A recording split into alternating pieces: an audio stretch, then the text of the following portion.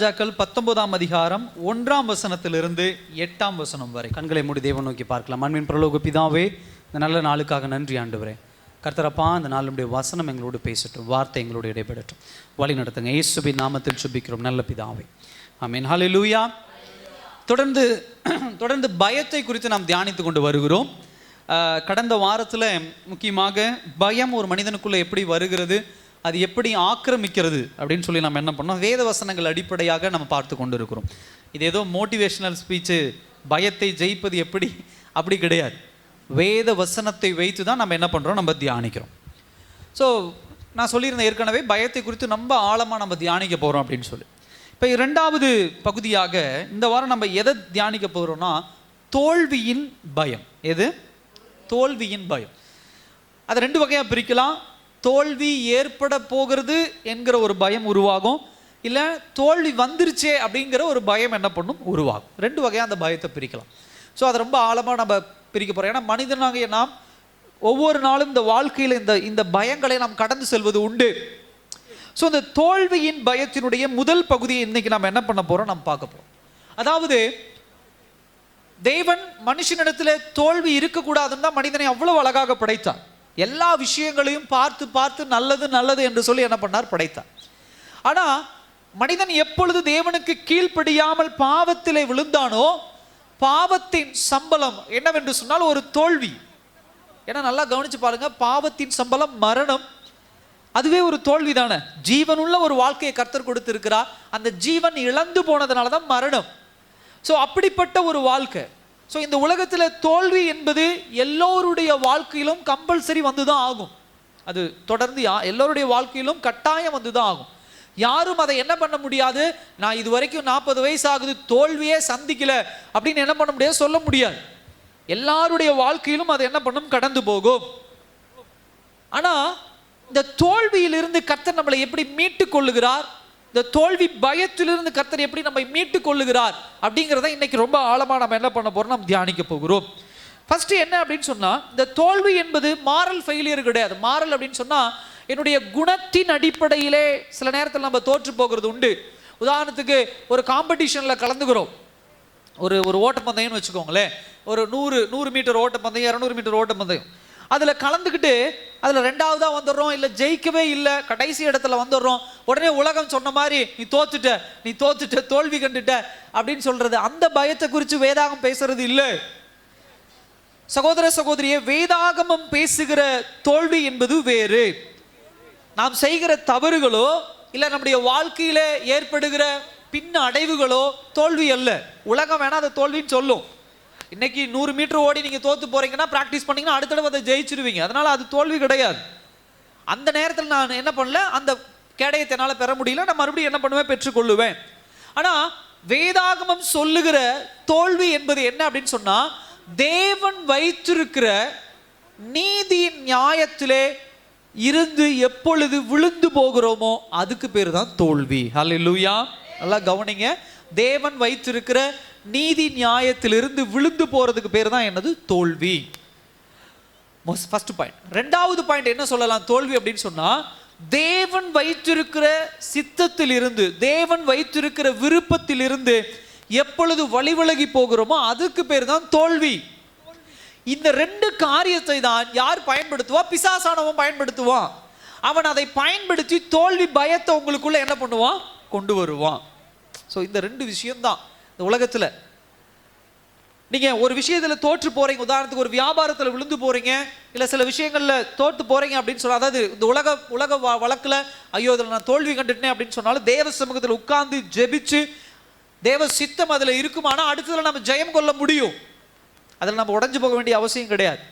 ஆனால் பிசாசு முதலாக ஒரு மனிதன் தோல்வியை சந்திக்கிறானா, அவன் அட்டாக் பண்ணக்கூடிய விஷயம் எது தெரியுங்களா, அவனுடைய ஆவிக்குரிய வாழ்க்கையை தான் அட்டாக் பண்ணுவான், தாக்குவான்.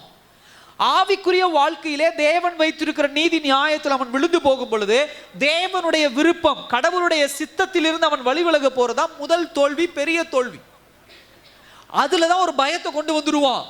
இப்ப நீங்க உலகத்திற்குள்ள போகும்போது சில நேரங்கள் உங்களால சில காரியங்கள்ல வெற்றி கொள்ள முடியல அப்படின்னு சொன்னா, இந்த பயம் உங்களுக்கு என்ன பண்ணும் அப்படின்னு சொன்னா, அது ஒரு பெருசா மாறி அவ்வளவுதான் உன் வாழ்க்கை முடிஞ்சுது, அவ்வளவுதான் நீ தோத்து போயிட்ட, இனிமே இந்த உலகத்துல உன்னால ஜெயிக்க முடியாது, இனிமே அவர்களை நீ ஜெயிக்க முடியாது, உன் வாழ்க்கையில நீ என்ன பண்ண முடியாது, ஆசீர்வாதமா இருக்க முடியாது, உன் வீடு போயிடும், உன் குடும்பம் போயிடும், உன் மனைவி போயிடும், உன் பிள்ளைகள் போயிடும், உன்னுடைய வருமானம் போயிடும், இனி நீ வாழ தகுதி இல்லை, தோத்துட்ட சொல்லி என்ன பண்ணிடுறான், சிந்தையில் அப்படி ஒரு எண்ணத்தை உருவாக்கி கொண்டு போய் என்ன பண்ணிடுறான், தற்கொலைக்கு நேராக கொண்டு போய் என்ன பண்ணிடுறான், நிறுத்திடுறான். சில பேர் தற்கொலை பண்ணலினாலும் ஏன் வாழ்றோம், எதுக்காக வாழ்றோம்னு என்ன பண்ணல, அப்படியே ஒரு ஒரு ஒரு ஜடன்னு சொல்லுவாங்க பார்த்தீங்களா, பெணன்னு சொல்லுவாங்க, அது மாதிரி ஒரு வாழ்க்கை, என்ன வேணா நடக்கட்டும், நான் தான் தோத்து போயிட்டேன்ல அப்படின்னு சொல்லி. இது ஒரு பயத்தை உருவாக்கி பிசாசானவன் என்ன பண்றான், இப்படி உலகத்துக்குள்ள என்ன பண்றான், உருவாக்குறான். இப்ப நம்ம இன்னைக்கு பார்க்கக்கூடிய ஆள் யாரு அப்படின்னு சொன்னா, தீர்க்கதரிசியாகிய எலியா. எலியாவை பத்தி நமக்கு சில பேருக்கு தெரியும், சில பேருக்கு தெரியாம இருக்கலாம். எலியா கர்த்தரால் தேர்ந்தெடுக்கப்பட்ட ஒரு மிகப்பெரிய தீர்க்கதரிசி, நடக்கக்கூடிய விஷயங்கள் தைரியமா சொல்லக்கூடிய ஒரு ஆள். இப்ப ஃபர்ஸ்ட் பாயிண்ட் என்ன பண்ண போறோம், முதல் வசனம் என்ன அப்படின்னு சொன்னா, இந்த 1 ராஜாக்கள் 19ஆம் அதிகாரத்துல பாருங்க, எலியா செய்த எல்லாவற்றையும் அவன் தீர்க்கதரிசிகள் எல்லோரையும் பட்டயத்தாலே கொன்று போட்ட செய்தி அனைத்தையும் ஆகாப் யெசபேலுக்கு அறிவித்த போது. நல்லா கவனிங்க, அதாவது யெசபேல் அப்படின்னு சொல்லக்கூடியவங்க ஒரு ராணி. இப்ப இஸ்ரவேல் தேசத்துல அவங்க ராணியா என்ன பண்றாங்க, ஒரு வேற்று தேசத்தை தேர்ந்தவங்க அவங்க வந்திருக்காங்க ராணியா. இப்ப அவங்க என்ன பண்றாங்க, இஸ்ரவேல் தேசம் தேவனை வணங்கக்கூடிய, இயேசுவை வணங்கக்கூடிய ஒரு தேசம். அந்த இயேசுவினுடைய தேவனுடைய தீர்க்கதரிசி தான் எலியா. இப்ப அவங்க என்ன பண்றாங்க, வேற்று ஒரு தேசத்திலிருந்து வேறு ஒரு கடவுளை உள்ள கொண்டு வந்து, இவர்தான் கடவுள், இதுதான் கடவுள், இதை தான் வணங்கணும்னு சொல்லி ஒரு ராணியா இருக்கிறனால ராஜாவையும் என்ன பண்ணிடுறாங்க, அவங்க மயக்கி எல்லாரிடத்திலும் இந்த கடவுளை என்ன பண்றாங்க, இதை தான் நீங்க வணங்கணும், இதை வணங்கினாங்க தான் உங்களுக்கு இந்த தேசத்துல வாழ உரிமை உண்டு, நிலங்கள் உண்டு, சாப்பாடு உண்டு, இந்த மாதிரி ஒரு சட்டங்களை போட்டு எல்லாத்தையும் மாத்துறாங்க. அப்ப நிறைய பேர் என்ன பண்ணிடுறாங்க, மாறிடுறாங்க. இப்படிப்பட்ட நேரத்துல கடவுள் என்ன பண்றாரு, ஒரு தீர்க்கதரிசியாக எலியாவை எழுப்பி மிகப்பெரிய அற்புதங்களை செய்யறாரு. அதுதான் இங்க சொல்ற விஷயம். ஒரு 2-3 காரியங்கள் என்ன பண்ணலாம் அப்படின்னா, முதலாவது காரியம் என்ன அப்படின்னா, ஃபயர், அதாவது வானத்திலிருந்து நெருப்பு கொண்டு வராரு எலியா கர்த்தர் மூலமாக. ரெண்டாவது, இந்த வேற்று கடவுள் சொல்ற பார்த்தீங்கன்னா, அந்த கடவுளுக்கு பேரு பாகால், அந்த பாகாலுக்குன்னு பொய்யான சில தீர்க்கதரிசிகள் இருந்தாங்க, அவரையும் கொன்று போட்டுறாரு. மூன்றாவது, மழை என்ன பண்ணுகிறது, ரொம்ப நாட்களாக கர்த்தர் என்ன பண்றாரு, அடைச்சு வச்சிருக்கிறார். இந்த எலியா சொல்றாரு மழை வராதுங்கிறாரு, மழை வரல. மறுபடியும் இந்த எலியா சொல்றாரு மழை வரும் அப்படின்னு சொல்றாரு, மழை வருது. ஏன்னா அவருக்கு பின்னாடி கர்த்தர் இருக்கிறார். இப்ப முதல் பாயிண்ட் என்ன அப்படின்னு சொன்னா, நல்லா கவனிங்க, இப்பேற்பட்ட எலியா தான் என்ன பண்றாரு, தோல்வி பயம் அவருக்குள்ள வருது. அதுல அந்த தோல்வி பயம் வரதுக்கு முதல் காரியம் என்னன்னா, பெரிய வெற்றிகள் தோல்வி வருவதற்கு வழிவகுக்கும். அல்லேலூயா. நல்லா கவனிங்க, ஃபர்ஸ்ட் பாயிண்ட் அதுதான். நம்முடைய வாழ்க்கையில நல்லா கவனிக்க வேண்டிய ஒரு விஷயம் என்ன அப்படின்னா, நம்முடைய வாழ்க்கையில சில வெற்றிகளை சுதந்திரிக்கிறோம், சில ஜெயங்களை சுதந்திரிக்கிறோம்னா, நம்முடைய கவனம் முழுவதும் அந்த ஜெயத்திலையும் அதுல கிடைக்கக்கூடிய சில காரியங்கள்லையும் கவனம் என்ன பண்ணிடக்கூடாது, சிதஞ்சு விடக்கூடாது. இப்ப நல்லா கவனிங்க, எலியா ஏன் இந்த யெசபேலுக்கு எதிரியாக மாறுறாருன்னு சொன்னா, எலியா செய்த எல்லா காரியங்களிலும் அவருக்கு என்ன கிடைத்தது, ஜெயம் கிடைத்தது, விக்டரி கிடைச்சது, தோல்வி இல்லை. நிறைய 400 தீர்க்கதரிசிகள் நிக்கிறாங்க ஆப்போசிட் சைடு. அப்ப இவர் சவால் விடுறாரு, இங்க பாருப்பா, நீ உங்க பாகால கூப்பிடு, மேல இருந்து நெருப்பு வந்து அங்க நெருப்பு கட்டைகள்லாம் அடுக்கி அது மேல ஒரு மிருகம் வச்சிருக்காங்க, அந்த மிருகத்தை பட்சித்து போட்டுச்சுன்னா நீ சொல்ற கடவுள் உண்மையான கடவுள் இல்ல, நீ முடிச்சதுக்கு அப்புறம் நான் ஏன் கடவுளை கூப்பிடுறேன், எந்த கடவுள் வந்து நெருப்பை கொண்டு வந்து பட்சிக்கிறாரோ அவர் தான் உண்மையான கடவுள் அப்படி. ஸோ 400-500 பேர் அந்த பக்கம் நிற்கிறாங்க, இந்த பக்கம் எலியா ஒருத்தர் மாத்திரம் நிற்கிறார். இப்படி ஒரு வாக்குவாதம் நடக்குது. அதே மாதிரி பாகாலை கும்பிடுகிறவர்கள் கூப்பிடுறாங்க, நெருப்பு வரல. எலியா சிங்கிள் ஹேண்டா தனி மனிதனா நின்று கூப்பிடுறாரு, மேல இருந்து நெருப்பு வந்து எல்லாத்தையுமே பட்சித்து போட்டுச்சு. ஸோ அது எவ்வளோ பெரிய ஒரு ஜெயம் இல்லை, எவ்வளோ பெரிய வெற்றி. ஸோ இப்போ இருந்து என்ன ஆகுதுன்னா, எல்லோருடைய கண்களும் யார் மேல ஃபோக்கஸ் ஆகுது, என்ன ஆகுது, யார் மேல நோக்கமாகுது அப்படின்னு சொன்னா எலியா மேல நோக்கமாகுது. இதுதான் பாயிண்ட். இப்ப எத்தனையோ பேர் இருக்கலாம், எலியாவை தாண்டி பல தீர்க்கதரிசிகள், உண்மையான தீர்க்கதரிசிகள் இருந்தாங்க. ஆனா எலியா மாத்திரம் தான் சக்சஸ், வெற்றியை சுதந்திரிச்சு கொண்டே இருந்த ஒரு மனுஷன். அப்ப நல்லா கவனிக்க வேண்டிய விஷயம் என்னன்னா, முதல் காரியம் என்னன்னா, ஒரு மனிதனுடைய வாழ்க்கையில தோல்வி பயம். நல்லா கவனிங்க, எலியா தோற்று போகல, இந்த இன்சிடென்ட்லயும் தோற்று போகல. ஆனா எலியாக்குள்ள தோல்வி பயம் வருது, பயந்து ஓடிடுறான். இந்த எசபேல் அம்மா ராணி மிரட்டினோன்னு பயந்து ஓடிடுறாரு. எப்பேற்பட்ட ஒரு மனுஷன், நெருப்பை கொண்டு வந்தவன், தீர்க்கதரிசிகளை கொன்று போட்டவன், பட்டயத்தால கொன்று போட்டவன், இந்த மலையை நில்லுன்னா நின்னுச்சு, மழை வந்துச்சுன்னா வந்துச்சு, இப்படி ஒரு சக்சஸான ஒரு மனுஷன், இப்ப அவனுக்குள்ள என்ன வருது? பயம் வருது. சகோதர சகோதரியே, நம்முடைய வாழ்க்கையில ஒரு வேலை கிடைச்சிருச்சா, ஒரு வீடு வாங்கிட்டோமா, இல்ல குடும்பம் சந்தோஷமா இருக்கா, அப்படி எல்லாம் ஒரு சூழ்நிலை நம்ம குடும்பத்துல நடக்கும் பொழுது ரொம்ப கவனமா இருக்கணும். அல்லேலூயா. ஏன்னா பிசாசுக்கு டார்கெட் யாரா மாறிடுவோம்? நம்மளா மாறிடுவோம். அதுதான் பிசாசுடைய வேலை. நான் அடிக்கடி சொல்றது உண்டு, பாவம் பண்ணிக்கிட்டு இருக்கிறவன பிசாசு விட்டுருவான், தப்பு பண்ணிட்டு இருக்கிறவன பிசாசு விட்டுருவான். ஆனா எவன் ஒருத்தன் தேவன் கிட்ட அதிகம் நெருங்கிட்டு இருக்கிறானோ அவனை தான் பிசாசு டார்கெட் பண்ணுவான். அவனுக்கு தான் உபத்திரவத்தை கொண்டு வருவான், அவனுக்கு தான் பலவீனத்தை கொண்டு வருவான், அவனுக்கு தான் பிரச்சனைகளை கொண்டு வருவான், அவனுக்கு தான் இன்னும் அதிகமான பாவ சூழ்நிலைகளை உருவாக்குவான். இதுதான் பிசாசு பண்ற வேலை. இப்ப இந்த எலியா பாருங்க, அந்த எசபேல் ராணி யார் மேல அந்த ராணியுடைய போக்கஸ் வருது அப்படின்னு சொன்னா எலியா மேல வருது. ஏன் அப்படின்னு சொன்னா, எலியா செய்த எல்லாவற்றையும் எசபேல் என்ன பண்ணுகிறா? அறிந்து கொள்ள ஆரம்பிக்கிறான். முதல் பாயிண்ட் அதுதான். தோல்வி பயம் உங்களுக்குள்ள வரக்கூடாதுன்னா ஃபர்ஸ்ட் நீங்க என்ன செய்யணும்? ஒரு காரியத்துல ஜெயம் பெற்றுட்டு இருக்கிறீங்கன்னா கவனமா இருக்கணும், கேர்ஃபுல்லா இருக்கணும். என்னன்னா, எந்த வழியிலாவது பிசாசானவன் உள்ள என்ன பண்ணிடக்கூடாது? நுழைந்து விடக்கூடாது. ஏன்னா மனிதனாகிய நம்ம எல்லாருக்கும் இருக்கிற ஒரு குணம் என்னன்னு அப்படின்னா, ஒரு ஜெயம் வருதுன்னா அதுல அப்படியே முழுகி போயிடுவோம், அதில் அப்படியே கொண்டாட்டம் ஆரம்பிச்சிடும், சந்தோஷம் ஆரம்பிச்சிடும். சில நல்ல காரியங்கள்லாம் நடக்கும் பொழுது ஆண்டவரை மறந்துறது உண்டு. அல்லேலூயா. வேலை கிடைக்கலன்னு ஜெபிப்போம், வேலை கிடைச்சோன்ன பாஸ்டர் வர முடியல. குடும்பம் சந்தோஷம் இல்லைன்னு ஜெபிச்சு அழுகிறது உண்டு. சந்தோஷம் வந்தோன்னே பாஸ்டர் டைம் இல்லை, பிள்ளைகளோட இன்னைக்கு ஒரு நாள் தான், ஞாயிற்றுக்கிழமை தான் ஃப்ரீ, வெளியே ஜாலியாக நாங்கள் போயிட்டு வரோம், அன்னைக்கு தான் நல்லா சாப்பிட்றோம், அன்னைக்கு தான் தூக்கம் வரலன்னு ஆண்டவர்கிட்ட ஜெபிக்கிறது. நல்லா ஆண்டவர் தூக்கத்தை கொடுப்பார், அது ஒரு ஜெயந்தான, வெற்றி தான். இப்ப ஞாயிற்றுக்கிழமை சர்ச்சுக்கு வரல, ஏன் காலையில ஜெபிக்கலன்னா பாஸ்டர் தூக்கம் தாங்க முடியல, அதிகாலையில் எந்திரிச்சு ஜெபிக்கல, ஏன் சிஸ்டர் ஜெபிக்கல, ஏன் பிரதர் ஜெபிக்கல அப்படின்னா காலையில குளிர், தூங்க எந்திரிக்க முடியல. பாருங்க, நீங்க எதுல ஆண்டவர்கிட்ட நெருங்கி ஜெயத்தை சுதந்திரிக்கிறீங்களோ அங்கதான் அவன் நிற்பான். ஏன்னா அவன் அதை தான் டார்கெட் பண்ணுவான். இப்ப முதல் பாயிண்ட் அதுதான். என்ன அப்படின்னு சொன்னா, வெற்றிகள் வரும் பொழுது தோல்வியை குறித்ததான சிந்தனை நமக்குள்ள இருக்கணும், கேர்ஃபுல்லா இருக்கணும், கவனமா இருக்கணும். ஏன்னா நாம் சுலபமாக தாக்கப்படுவதற்குண்டான வெளியரங்கமா வெளிப்பட ஆரம்பிச்சிடறோம். அல்லேலூயா. இப்ப வீட்டுக்குள்ள ஒரு இதுக்குள்ள ஒரு 5 பவுன் சைனை பீரோக்குள்ள பூட்டி வச்சிருந்தா அவ்வளவு சீக்கிரம் என்ன பண்ணாது? தெரியாது.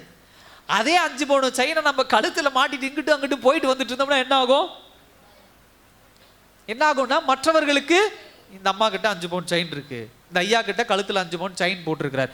அப்ப திருடுகிறவர்களுக்கு டார்கெட் யாராயிருவோம்? நீங்களும் நானும். யார் அந்த 5 பவுன் செயினை போட்டு போயிட்டு வந்துட்டு இருக்கிறாங்களோ அவங்க டார்கெட்டா மாறிடுவாங்க. அப்ப என்னன்னா, அவர் 5 பவுன் செயின் போடுறது தப்பு கிடையாது, அது வாங்குறது தப்பு கிடையாது. செயினை போட்டா எப்படி இருக்கணும்? கவனமா இருக்கணும். ஒரு வண்டியில போறோம், ஒரு பஸ்ல போறோம்னா செயின் யாராவது அடிச்சிடுவாங்களோ, செயின் இருக்கு, அப்பப்போ எடுத்து என்ன பண்றோம்? செக். நம்ம அதெல்லாம் பண்றோம். செயின் அப்பப்போ தொட்டு பார்த்துக்கிறோம். நான் என்னதான் இருந்தாலும் ஒரு தடவை தொட்டு பார்த்துக்கிறோம். மோதிரம் தொட்டு பார்த்துக்கிறோம், வளையல் தொட்டு பார்த்துக்கிறோம், பணம் பாக்கெட்டை தொட்டு பார்த்துக்கிறோம். ஆனா வாழ்க்கையில பாருங்க, அந்த ஜெயம் வந்துட்டு ஆண்டவரை மறந்துடுறோம். இப்படி மறக்கிறது தான் என்னன்னா, பிசாசானவனுடைய டார்கெட் பாயிண்டா நம்ம என்ன பண்ணிடுறோம்? மாற ஆரம்பிக்கிறோம். முதல் பாயிண்ட் அது. ரெண்டாவது பாயிண்ட் என்ன அப்படின்னு சொன்னா, பிபிடி வரும்னு நினைக்கிறேன், கவனிங்க. ரெண்டாவது பாயிண்ட் என்ன அப்படின்னா, தோல்வி பயத்தின் எண்ணம் நம் சிந்தையில் சூழ்நிலைகளை பொறுத்து என்ன பண்ணுகிறது? உருவாக்கப்படுகிறது. நல்லா கவனிங்க. தோல்வி வரல, தோல்வி பயம் தான் வருது. தோத்துருவோமோ, எங்க போயிடுவோமோ, எங்க செத்து போயிடுவோமோ, எங்க தொழில் காணாம போயிடுமோ, எங்க புள்ள நம்ம பேச்சை கேட்காம, இதுதான் தோல்வி பயம். அது நடக்கல, ஆனா அதை குறிச்சதான ஒரு சிந்தனை நமக்குள்ள என்ன பண்ணும்? ஓடிக்கிட்டே இருக்கும். அப்ப ரெண்டாவது பாயிண்ட் என்ன அப்படின்னா, தோல்வி பயத்தின் எண்ணம் நம் சிந்தையில் எப்படி உருவாகும்னா, சூழ்நிலைகளை பொறுத்து என்ன பண்ணும்? உருவாகும். இப்ப ரெண்டாவது பாருங்க, இந்த 19ஆம் அதிகாரத்துல 2வது வசனம் பாருங்க. அப்பொழுது எசபேல் எலியாவினிடத்தில் ஆள் அனுப்பி, அவர்களில் ஒவ்வொருவனுடைய பிராணனுக்கும் செய்யப்பட்டது போல நான் உனக்கு என்ன பண்ண போறேன்? செய்ய. அப்ப இன்டைரக்டா அந்த அம்மா என்ன சொல்லுது? டே, உன்னை கொன்றுவேன், என்ன பண்ணிருவேன்? உன்னை கொன்றுவேன். மூணாவது, அவனுக்கு அது தெரிந்த போது எழுந்து தன் பிராணனை காக்க யூதாவை சேர்ந்த பெயர்சேபாவுக்கு புறப்பட்டு போய் என்ன பண்ணிட்டான், ஒளிஞ்சிட்டான். வனாந்தரத்தில் ஓடி போய் என்ன பண்ணிட்டான், ஒளிஞ்சிட்டான் எலியா. இப்ப இந்த தோல்வி பயம் அவன் சிந்தையில எப்படி உருவாக்கப்படுதுன்னா, சூழ்நிலைகள். என்ன சூழ்நிலைகள் அப்படின்னு சொன்னா, நான் ஏற்கனவே கடந்த வாரத்தில் சொன்னேன், மோசேக்கு எப்படி அந்த பயம் வந்துச்சுன்னா அதே சேம் பயம் தான் யாருக்கு வருது, எலியாவுக்கு வருது. கொஞ்ச நேரத்துக்கு முன்னாடி ஒரு 400-500 பேரை எதிர்த்து நின்று ஜெயம் கொள்றான். அதுக்கு கொஞ்ச நேரத்துக்கு முன்னாடி ஒரு ராஜாவுக்கு எதிர்த்து நின்று ஜெயம் கொள்றான். ஆனா இப்ப எசபேல் அம்மா உன்னை நான் கொன்றுவேன் அந்த ராணி மிரட்டின உடனே இவனுக்கு என்ன பண்ணிருச்சு, பயம். ஏன்னா சூழ்நிலை, எப்படிப்பட்ட சூழ்நிலை. இவங்க யாரு, எசபேல் யாரு, எசபேல் யாரு, ராணி, குயின். அப்ப இந்த ராணியம்மா என்ன பண்ணுன்னா, ஆட்களை அனுப்பி என்னை சுலபமா கொன்றுமே, என்னை ஒன்று இல்லாம பண்ணிருமே அப்படின்னு சொல்லி நம்ம வாசிக்கிறோம். ஓடினான். இந்த ஓடுறது எதை குறிக்கக்கூடிய காரியம், தோல்வி பயம். எங்க என்ன கொன்றுவாங்களோ, என் ஜீவனை எங்க எடுத்துருவாங்களோ என்று சொல்லி அவன் ஓடி போறதை நம்ம என்ன பண்றது பார்க்க முடியுது. சகோதர சகோதரியே, சூழ்நிலைகள்ல ரொம்ப கவனமா இருக்கணும். என் சூழ்நிலைகள் எப்பயும் ஒரே மாதிரி என்ன பண்ணாது இருக்காது. சில நேரங்களில் ஏற்றமாக இருக்கலாம், சில நேரங்கள் இறக்கமாக இருக்கலாம், சில நேரம் சூழ்நிலைகள் நன்றாக இருக்கலாம், சில நேரங்கள் நம்ம என்ன பண்ணலாம், நெருக்கக்கூடிய சூழ்நிலைகளாக இருக்கலாம். இப்படிப்பட்ட சூழ்நிலைகள் மத்தியில் ரொம்ப கவனமா இருக்கணும். நம்மளுடைய பழைய சக்சஸ், கடந்த காலத்தில் நடந்த வெற்றிகள் ஒருபோதும் அடுத்து நடக்க இருக்கக்கூடிய சில காரியங்களுக்கு பேருதவியா இருக்குமானா இருக்காது. நல்லா கவனிங்க. நம்ம சில நேரங்களில் செய்யற தவறு அதுதான். கடந்த காலத்தில் நடந்த சில சக்சஸ், சில வெற்றிகள் எடுத்துட்டு எதிர்காலத்தை என்ன பண்ணிடலாம், ஈஸியா என்ன பண்ணிடலாம், சமாளிச்சிடலாம் அப்படின்னு நம்ம நினைக்கிறது உண்டு. இந்த எலியாவுக்கு கடந்த காலத்தில் மிகப்பெரிய அற்புதங்கள்லாம் நடந்துச்சு. ஆனா எல்லாவற்றையும் அவர் மறந்து போனார். இப்ப தேவன் இருக்கிறத மறந்து போனார். கர்த்தர் இவர் சொன்னா செய்வாருங்கிறத மறந்து போனார். கர்த்தர் இவரோடு கூட இருக்கிறத மறந்து போனார். ஓடி என்ன பண்ணார், ஒளிந்து கொண்டார். இப்ப இந்த சூழ்நிலை அவர் மனுஷனுக்கு அந்த இருதயத்துக்குள்ள ஒரு பயத்தை உருவாக்கி இப்ப என்ன பண்ணிட்டார், வனாந்தரத்துக்கு ஓடி போயிட்டார். இப்ப கவனிங்க, இப்ப தன்னுடைய சூழ்நிலையை அவர் மாத்திட்டேன்னு நினைச்சுக்கிட்டார். தோல்வி பயம் இப்படிதான் என்ன பண்ண உருவாகும். அவர் எங்க இருக்கிறாரு, ஒரு ஊருக்குள்ள இருக்கிறாரு. எசபேல் அம்மா மிரட்டுறாங்க. இப்ப அவர் என்ன நினைறாரு, என்னுடைய சூழ்நிலை என்னன்னா, ஒரு ஊருக்குள்ள இருக்கிறேன், ஈஸியா என்னை பிடிச்சு கொன்றுவாங்க, சுலபமா என்னை கொலை செஞ்சிருவாங்க. இதே நான் வனாந்தரம் அப்படின்னு சொன்னா பாலைவனம் அப்படி வச்சுக்கோங்க. பாலைவனத்துக்குள்ள ஓடி போயிட்டுனா யாரும் என்ன கண்டுபிடிக்க முடியாது. அதனால என் சூழ்நிலையை நான் என்ன பண்ணிக்கிறேன், மாத்திக்கிறேன், நான் இருக்கக்கூடிய இடத்தை மாத்திக்கிறேன் அப்படின்னு சொல்லி அவர் என்ன பண்றாரு, ஒரு பாலைவனத்துக்குள்ள ஓடி போய் அங்க போய் ஒளிந்து கொள்ளுகிறார். சகோதர சகோதரி நல்லா கவனிங்க. தோல்வி பயம் நீங்க சூழ்நிலைகளை மாத்தினா மாறிடும்னு நினைக்காதீங்க. உதாரணத்துக்கு ஒரு தொழில் செய்யறேன், அதில் எனக்கு ஒரு தோல்வி பயம் வருது, சில நேரத்தில் அது எனக்கு சக்ஸஸ் கிடைக்கல, இந்த தொழிலை விட்டு அந்த தொழிலுக்கு போனால் நான் என்ன பண்ணிடுவேன், நான் சக்ஸஸ் அடைஞ்சிடும். இதை விட்டுட்டு அங்கே போனால் எல்லாம் மாறிடுமா, மாறாது. அதுவும் அப்படியே தான் இருக்கும். இதை விட்டு அங்கே மாறாது, இதை விட்டு அங்கே மாறாது. அதுக்கு பதிலாக நான் எங்கே இருந்தாலும் கர்த்தர் என்னோடு கூட இருக்கிறாருன்னு அவரை சார்ந்து இருக்கிற பிள்ளைகளாக நம்ம மாறணும். அல்லேலூயா. அதுதான் புத்திசாலித்தனமான தேவனுடைய பிள்ளை. உங்களுடைய ஆவிக்குரிய வாழ்க்கையை வளர்த்து தேவ சமூகத்தில் உட்கார்ந்து பலன் பெறுகிற பிள்ளைகளாக என்ன பண்ண வேண்டும் இருக்கணும்.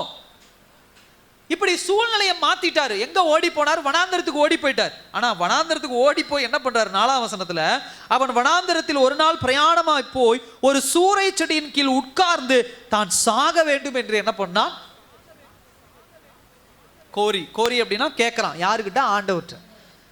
ஆங்கில வேதாகமத்தில் நாம் பார்க்கிறோம், பிரயாணமாய் போய் ஒரு சூரை செடியின் கீழ் உட்கார்ந்து அழுதான் அப்படின்னு போட்டிருக்கு, வெப்ட் அப்படின்னு போட்டிருக்கு. அவன் அழுதான். அழுதுட்டு என்ன சொல்றான், நான் சாகணும், என்ன கொன்றுங்க அப்படிங்கிறான். இதை தான் யார் சொன்னா, உன்னை சாகடிச்சிருவன்னு யார் சொன்னா, அந்த ராணி சொன்னான். எதுக்கு ஓடி போனா, நான் சாகக்கூடாதுன்னு ஓடி போனான். சரி, இப்ப அங்க போய் அவன் வாழணும்னு ஆசைப்பட்டானா, மறுபடியும் அங்க போய் என்ன சொல்றான். அப்ப பாருங்க, ஒரு தோல்வி பயம் அப்படிங்கிறது அதனுடைய மோட்டிவ், அதனுடைய நோக்கம் என்னன்னா நம்மளை அழிக்கணும். அல்லேலூயா. ஒண்ணு இங்க சாவேன், இல்லைன்னா அங்க சாவேன். அங்க போய் என்னால பலன் பெற்று நான் திரும்ப வருவேன், இல்ல அங்க போய் ஆண்டவர் என்னோடு கூட இருக்கிறான், அங்கேயும் போய் சொல்றா நான் செத்து போவேன்.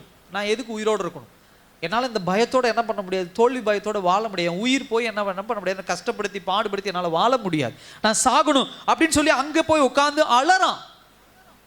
ஏன்னா இந்த சூழ்நிலை அவனுக்கு எப்படிப்பட்ட ஒரு எண்ணத்தை உருவாக்குதுன்னா, நீ தப்பிக்க முடியாது, ஒரு அற்புதம் உனக்கு நடக்காது, உனக்கு எதிர்காலம் இனிமேல் இருக்காது, இப்படிப்பட்ட ஒரு சூழ்நிலையை உருவாக்கி 5ஆம் வசனத்துல பார்க்கிறோம், சூறை செடியின் கீழ் படுத்து கொண்டான், நித்திரை பண்ணினான் அப்படின்னு சொல்லி நம்ம என்ன பண்ண பார்க்கிறோம். என்ன 4ஆம் வசனம் 5ஆம் வசனம் என்ன சொல்லுது அப்படின்னு சொன்னா, அவ்வளவுதான், எல்லாம் முடிஞ்சிச்சு.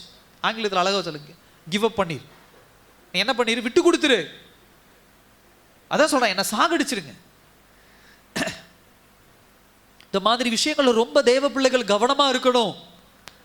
ஒரு மனிதனுடைய வாழ்க்கையில தோல்வி பயம் அப்படிங்கிறது ஒன்றை பிசாசானவன் இப்படி கொண்டு வரான். நான் இங்கிருந்து அங்கே போயிடுறேன், அங்கிருந்து நான் அங்கே போயிடுறேன், அங்கிருந்து சில நேரத்தில் கடன் ஆகிட்டா நம்ம சொல்கிறோம், இங்கிருந்து நான் அங்கே ஓடி போயிடுறேன் காணாமல், அங்கிருந்து இங்கே ஓடி போயிடுறேன். இல்லை, சில இடங்களில் நமக்கு சின்ன சின்ன தோல்விகள் வருதுன்னா அங்கிருந்து ஓடாதீங்க. நீங்கள் நினச்சிக்கிறீங்க சூழ்நிலை மாறிச்சுன்னா எல்லாம் மாறிடும், இடம் மாறிச்சுன்னா மாறிடும், இந்த ஆயிடுச்சுன்னா அப்படி ஆயிரும், அதான் அப்படிலாம் கிடையாது. அல்லேலூயா. சில பேர் உலக பிரகாரமாக வாழும்போது பச்சை சட்டை போட்டால் அது என்ன பண்ணிடும், வியாபாரம் சரியாக நடக்காதுன்னு மஞ்சள் சட்டை போடுங்கம்பாங்க. அந்த மாதிரி இல்லை தேவனுடைய பிள்ளைகளாகிய நீங்களும் நானும். தேவ அறிவு நமக்கு நல்லா இருக்கு. அதே மாதிரி சில உலகத்தில் சில சொல்லக்கூடிய சாஸ்திரங்கள் அதெல்லாம் ஒரு சொல்லுவாங்க, நீங்கள் என்னதான் இருந்தாலும் எந்த தலைவாசல் இருக்கிறீங்க, மேற்கு தலைவாசல் இருக்கிறீங்க, அதனால என்ன பண்ணும், தேவ கிறிஸ்தவ பிள்ளைகளே இன்னைக்கு அது ஒரு பாயிண்ட், ஏதாவது ஒன்று நல்லதாக நடக்கலைன்னா வாசல் சரியில்லை, அது என்னென்னமோ சொல்லுவாங்களே, இந்த மூளை அந்த மூளை, அதெல்லாம் சரியில்லை. அதனால நம்ம என்னதான் இருந்தாலும் கிழக்கு தலைவாசலை நோக்கி போவோம், வடக்கு தலைவாசலை நோக்கி போவோம். இல்லை, உங்களை சுற்றி இருக்கக்கூடிய காரியங்களை நீங்களாம் மாற்றிட்டா எல்லாம் சரியாயிரும் அப்படின்லாம் கிடையாது. தோல்வி பயம் சூழுவதற்கு, கிட்ட நெருங்குவதற்கு ஒருபோதும் நம்ம அனுமதிக்க கூடாது. உங்க சூழ்நிலைகளை ரொம்ப கவனிங்க. அதை மாத்து இதை மாத்துன்னு யாராவது வந்து உங்களுக்கு சொல்லி கொடுக்குறாங்கன்னா, கர்த்தர் சொன்ன வார்த்தை சரியா இருக்குன்னா எதையுமே என்ன பண்ணாதீங்க, மாற்றாதீங்க. ஹல்லேலூயா. எனக்கு ஆண்டவர் உங்களோடு கூட உண்டு, வானத்தையும் பூமியையும் படைத்த தேவன் உங்களோடு கூட உண்டு. அப்ப அவர் உங்களை வழிநடத்தி கொண்டு இருக்கிறார்னா, சின்ன சின்ன ஏற்றங்கள் சின்ன சின்ன இறக்கங்கள் இருக்குன்னா அது அவருடைய அனுமதியோட நடக்குது. அது ஏதோ ஒரு மாற்றத்துக்காக கர்த்தர் நடத்துறாரு. 3 பாயிண்ட்ல ஜெயிச்சுட்டான். நெருப்பை கொண்டு வந்துட்டான், அதே போல மலையை நிறுத்தி கொண்டு வந்துட்டான், பாகாலின் தீர்க்கதரிசிகளை கொண்டு போட்டான், எசபேலும் இல்லாம பண்ணிடுவார் ஆண்டவர். ஆனா இப்ப இந்த தோல்வி பயத்துல இந்த 3 விஷயத்தையும் மறந்து போயிட்டான். இப்ப இந்த தோல்வி பயம் என்ன ஆயிடுச்சு, சூழ்நிலையில அந்த சூழ்நிலைகள் அவன் எண்ணத்துல என்ன பண்ணுது, ஒரு ஒரு ஒரு ஒரு பயத்தை, ஒரு ஒரு ஒரு கலக்கத்தை அவனுக்குள்ள என்ன பண்ணுது, உண்டாக்குது. இந்த கலக்கமும் பயமும் என்ன பண்ணுது, என் வாழ்க்கையை நான் விட்டு கொடுத்துட்றேன், நான் சாக வழி இல்லை, அதாவது நான் வாழ்றதுக்கு வழி இல்லை, நான் செத்து போயிடுறேன். 2வது பாயிண்ட் அது. 3வது, இதெல்லாம் நடந்ததுக்கு அப்புறம் இந்த தோல்வி பயம், நல்லா கவனிங்க. எலியாவுடைய வாழ்க்கை நமக்கு மிக சிறந்த உதாரணம். இங்க இருக்க நாம எல்லாரும் சொல்றேன், எல்லாரும் தொடங்கினது ஏதோ ஒரு சிந்தனையில தொடங்கி இருக்கும். சில இடங்கள்ல இரக்கங்கள் உண்டு, நமக்கு தான் ஆண்டவர் பேசி கொண்டு இருக்கிறார். சில காரியங்கள் தோற்று போவதை போல உங்க வாழ்க்கையில் தெரிந்து கொண்டு இருக்குதா, உங்களோட தான் ஆண்டவர் பேசி கொண்டு இருக்கிறார். 3வது, இப்படிப்பட்ட தோல்வி ஏற்படுகிற சூழ்நிலைகள் நமக்கு எதை கற்றுக் கொடுக்கிறது? தோல்வி பயம் எலியாவுக்கு என்ன கற்றுக் கொடுத்தது? முதல் காரியம் 19ஆம் அதிகாரம் 5ஆம் வசனத்துல பார்க்கிறோம், ஒரு சூறை செடியின் கீழ் படுத்துக்கொண்டு நித்திரை பண்ணினான், அப்பொழுது ஒரு தூதன் அவனை தட்டி என்ன பண்ணினா, எழுப்பினான். நல்லா கவனிங்க. எங்க ஓடுனாலும் எங்க ஒளிஞ்சாலும் யாருக்கிட்ட இருந்து தப்பிக்க முடியாது. ஹல்லேலூயா. எஸ், மனுஷனை ஏமாத்திரலாம், ஆனா யாரை ஏமாற்ற முடியாது, ஏமாற்ற முடியாது. சில விஷயங்கள் நம்முடைய வாழ்க்கையில எங்க தோத்து போயிருமோன்னு பொய்ய சொல்றோம், சில விஷயங்கள் எங்க இது தப்பா நடந்துருமோன்னு ஏமாத்துறோம், துரோகம் பண்றோம், எங்க தொழில தோத்து போயிருமோ அப்படின்னு சொல்லி சில தப்பான காரியங்களை நமக்கு ஆப்போசிட்ல தொழில் செய்யறவங்களுக்கு எதிராக நம்ம பண்றது உண்டு, குடும்பங்களுக்கு எதிராக பண்றது உண்டு. அவங்க குடும்பத்துல சண்டையை வளர்த்து விடணும், அவங்க குடும்பத்துல பிரச்சனைகளை கொண்டு வந்து விடணும். தேவ பிள்ளைகளை அப்படி செய்யறது உண்டு. நல்லா கவனிச்சுக்கோங்க. யாரை வேணா இந்த பூமியில் நீங்க ஏமாத்திரலாம், யாரை ஏமாற்ற முடியாது. ஹல்லேலூயா. இதே காரியத்தை ஒழுங்கா இஸ்ரவேல்லே இருந்து ஒழுங்கா என்ன பண்ணிருக்கலாம், ஆண்டவர்கிட்ட கேட்டு தேவதூதன் கொண்டு வந்து பலப்படுத்தி இருக்கலாம். ஆண்டவர் என்ன பலப்படுத்துங்க, இந்த எசபேல் ராணியை நான் எதிர்த்து நிற்கணும், அந்த அம்மாவை நான் ஜெயம் கொள்ளணும் கேட்டுருந்தா அங்க பலன் கிடைச்சிருக்கும். அவன் நினைச்சிட்டான் முடியாது என்று சொல்லி ஓடி ஒளிந்து கொண்டான். ஆனா தேவனிடத்திலிருந்து தப்பிக்க முடியாது. எந்த விஷயத்திலும் தேவனிடத்திலிருந்து என்ன பண்ண முடியாது, தப்பிக்க முடியாது. இன்னொரு விஷயம் பாருங்க, 19ஆம் அதிகாரம் 9ஆம் வசனத்துல, அங்கே அவன் ஒரு கெபிக்குள் போய் தங்கினான், இதோ கர்த்தருடைய வார்த்தை அவனுக்கு உண்டாய். நல்லா கவனிங்க. 5ஆம் வசனத்துல எங்க இருக்கிறான் அப்படின்னு சொன்னா ஒரு சூறை செடியின் கீழ் என்ன பண்ணி கொண்டு இருக்கிறான், படுத்து. 9ஆம் வசனம் எங்க இருக்கிறான், கேவ், குகைக்குள்ள. கெபினா குகை, குகைக்குள்ள போய் தங்கி இருக்கான். ஸோ 3 பிளேஸ், 3 இடங்கள். ஃபர்ஸ்ட் எங்க வாழ்றான் அப்படின்னு சொன்னா இஸ்ரவேல்ல வாழ்றான். அங்கிருந்து பயந்து ஓடி ஓடி வனாந்தரத்துக்குள்ள வரான். வனாந்தரத்துக்குள்ள வந்து வனாந்தரத்துக்குள்ள எங்க விசிபிளா தெரிஞ்சிருமோன்னு சூறை செடிக்கு போறான். சூறை செடினா ஒரு செடிக்கு கீழே அடர்ந்த ஒரு புதர்மா இருக்கு, அதுக்குள்ள போய் படுக்கான். அதுக்குள்ள படுத்திருக்கும் போது யார் வந்து தட்டி எழுப்பிடுறா, தேவ தூதன் வந்து என்ன பண்ணிடுறான், தட்டி எழுப்பிடுறான். இப்ப அதெல்லாம் ஒரு இன்சிடென்ட் நடக்குது, எந்திரான், சாப்பிட்றான், சாப்பாடெல்லாம் கிடைக்குது. அங்கிருந்து மறுபடியும் அவன் எங்க ஓடி போயிடுறான், குகைக்குள்ள என்ன பண்ணிடுறான், ஓடி போயிடுறான். எதுக்கு ஓடி போறான், பயம். என்னது பயம். கர்த்தர் வந்திருக்கிறாரு, தேவதூதன் வந்திருக்கிறாரு அப்படிங்கிற ஒரு எண்ணம் அவனுக்கு கிடையாது. அதனாலதான் நம்ம பார்க்கிறோம் 5ஆம் வசனத்துல தேவதூதன் வராரு, 9ஆம் வசனத்துல கர்த்தருடைய வார்த்தை அவனை தேடி வருகிறது. ஹல்லேலூயா. அவனுடைய பயம் தேவதூதன் வந்து மாறல. இப்ப கர்த்தருடைய வார்த்தை அவனை என்ன பண்ணுகிறது, தேடி வருகிறது. தேவனுடைய பிரசன்னத்தில் இருந்து, தேவனுடைய பார்வையில் இருந்து நீங்க வனாந்தரத்துக்கு ஓடினாலும் சரி, சூறை செடியின்குள்ள போய் புதருக்குள்ள ஒளிஞ்சாலும் சரி, குகைக்குள்ள போய் ஒளிஞ்சாலும் சரி, எந்த இடமும் யாரை தடுக்க முடியாது, தேவனை தடுக்க முடியாது. ஹல்லேலூயா. சில நேரத்தில் நம்ம என்ற எண்ணம் அப்படிதான். நம்ம நினைச்சுக்கிறோம் பாஸ்டருக்கு தெரியாம, ஆண்டவருக்கு தெரியாம சில காரியங்கள் பண்ணிட்டு அவருக்கு தெரியவா போகுது. நம்ம 100 கிலோமீட்டர் தாண்டி இருக்கிறோம், 50 கிலோமீட்டர் தாண்டி இருக்கிறோம். நல்லா கவனிங்க, எங்கேயும் ஆண்டவர் இருக்கிறார். ஹல்லேலூயா. அவருடைய வார்த்தை தேடி வரும், அவருடைய வசனம் தேடி வரும், தேவதூதர்கள் தேடி வருவாங்க. நீங்க பாவம் பண்ணும் போது தேவனுடைய காரியம் கண்டிப்பா உங்களை தேடி வரும். அப்படிதான் தேடி வந்திருக்குது இந்த இடத்துல எலியாவை நோக்கி. எங்கேயும் போய் என்ன பண்ண முடியாது, ஒளிந்து கொள்ள முடியாது. இப்ப தோல்வி பயம் முதலாவது அவனுக்கு கற்றுக் கொடுத்தது, எங்கேயும் ஓட முடியாது. 2வது, எங்கேயும் தேவன் தேடி வருவார். 3வது காரியம் என்ன அப்படின்னு சொன்னா நல்லா கவனிங்க. 19ஆம் அதிகாரம் 7ஆம் வசனம், 6ஆம் வசனம். அவன் விழித்து பார்க்கிற, அதாவது 5ஆம் வசனம் பாருங்க, கடைசியில ஒரு தூதன் அவனை தட்டி எழுப்பி எழுந்திருந்து என்ன பண்ணு, போஜனம் பண்ணு. அப்புறம் 6ஆம் வசனம், அவன் விழித்து பார்க்கிற போது இதோ தலையில் சுடப்பட்ட அடையும் ஒரு பாத்திரத்தில் தண்ணீரும் அவன் தலைமாட்டில் இருந்தது. அப்பொழுது அவன் புசித்து குடித்து திரும்ப என்ன பண்ணிட்டான், படுத்துக்கொண்டான். கர்த்தர் பாருங்க, ஊருக்குள்ள இருக்கிறான், நல்ல சாப்பாடு இருந்திருக்கும். வனாந்தரத்துல சாப்பாடு சரியா கிடைக்காது. பயம், நமக்குள்ள ஒரு பயம் வந்துட்டா நம்ம பண்ற முதல் காரியம் என்ன? நீங்க பயப்பட மாட்டீங்களா யாருமே? ஏதோ ஒரு காரியம் வந்துருச்சுன்னா, நாளைக்கு ஒரு ஒரு ஒரு பிரச்சனை, பெரிய பிரச்சனை, அதை சந்திக்கணும். அப்ப இன்னைக்கு ஃபுல்லா என்ன பண்ணுவீங்க? என்ன பண்ண மாட்டோம், சாப்பிட மாட்டோம். சாப்பாடு உள்ள இறங்கவே என்ன பண்ணாது, ஐயோ என்ன நடக்க போதோ, ஏது நடக்க போதோ, எப்படி அதை ஜெயிச்சிருவனா, அதை பண்ணிடுவனா, எக்ஸாம் எழுதிடுவனா, இல்லை இந்த காரியத்தை ஜெயிச்சிருவனா, இந்த காரியத்தில் போய் சக்ஸஸ் ஆகிடுமா அப்படின்னு சாப்பாடே உள்ளே போகாது. இந்த இன்டர்வியூ டைம்லாம் இருக்குது ஒரு சில நேரங்கள், அப்படியே பட்ட நடிச்சு உடம்பெல்லாம் சூடாகவே இருக்கும். அப்போ நான்வெஜ் நீ சிக்கன் பிரியாணியே கொண்டு போய் கொடுத்தாலும் என்ன பண்ண முடியாது, அது சாப்பிட முடியாது. என்ன சாப்பாடு போடாலும் சாப்பிடும் போது அதை முடிப்போம், அதை முடிச்சுட்டு சாப்பிடுவோம், அதை முடிச்சுட்டு சாப்பிடுவோம். பதட்டமாக இருக்குது, பயமாக இருக்குது அப்படிங்கிற மாதிரி எல்லாருக்கும் அப்படிப்பட்ட ஒரு சூழ்நிலைகள் உண்டு. இப்ப ஆண்டவர் பாருங்க எந்திரிச்சு அவன் என்ன பண்றாரு, முதல்ல ஒரு தூதன் அவனை தட்டி எழுப்பி முதல் வார்த்தை என்ன சொல்றாரு, பைபிள பாருங்க, முதல் வார்த்தை என்ன சொல்றாரு, எழுந்திருந்து என்ன பண்ணு, போஜனம் பண்ணு. ஹல்லேலூயா. சகோதர சகோதரியே நல்லா கவனிங்க, அவனை எந்திரிச்சோன்னா ஆண்டவர் திட்டல. தேவதூதன் ஏன்டா இப்படி பண்ணி வச்சிருக்கிற, பைத்தியக்காரனாட்டம் அங்கிருந்து இங்க ஓடி வந்திருக்க, இங்க வந்து படுத்திருக்க அப்படின்னு திட்டல. நம்மளா இருந்தா அப்படிதானே திட்டிருப்போம். உனக்கு கூட நான் கூட இருந்தேன், அங்க அதெல்லாம் பண்ண, நான் அங்க பாரு நெருப்பை கொண்டு வந்தேன், 400 பேர்த்து வெட்டி போட்டேன், நான் உங்க கூட இருந்தேன், மழை வரக்கூடாதுன்னு சொன்ன மழை கொண்டு வரல, அப்புறம் மறுபடியும் வான்னு சொன்ன நான் கொண்டு வந்தேன், ஆண்டவர் கொண்டு வந்தார், நம்ம அப்பா கொண்டு வந்தாரு, இங்க ஏன்டா வந்து பயந்து கிடக்கிற, திட்டினாரா? திட்டல.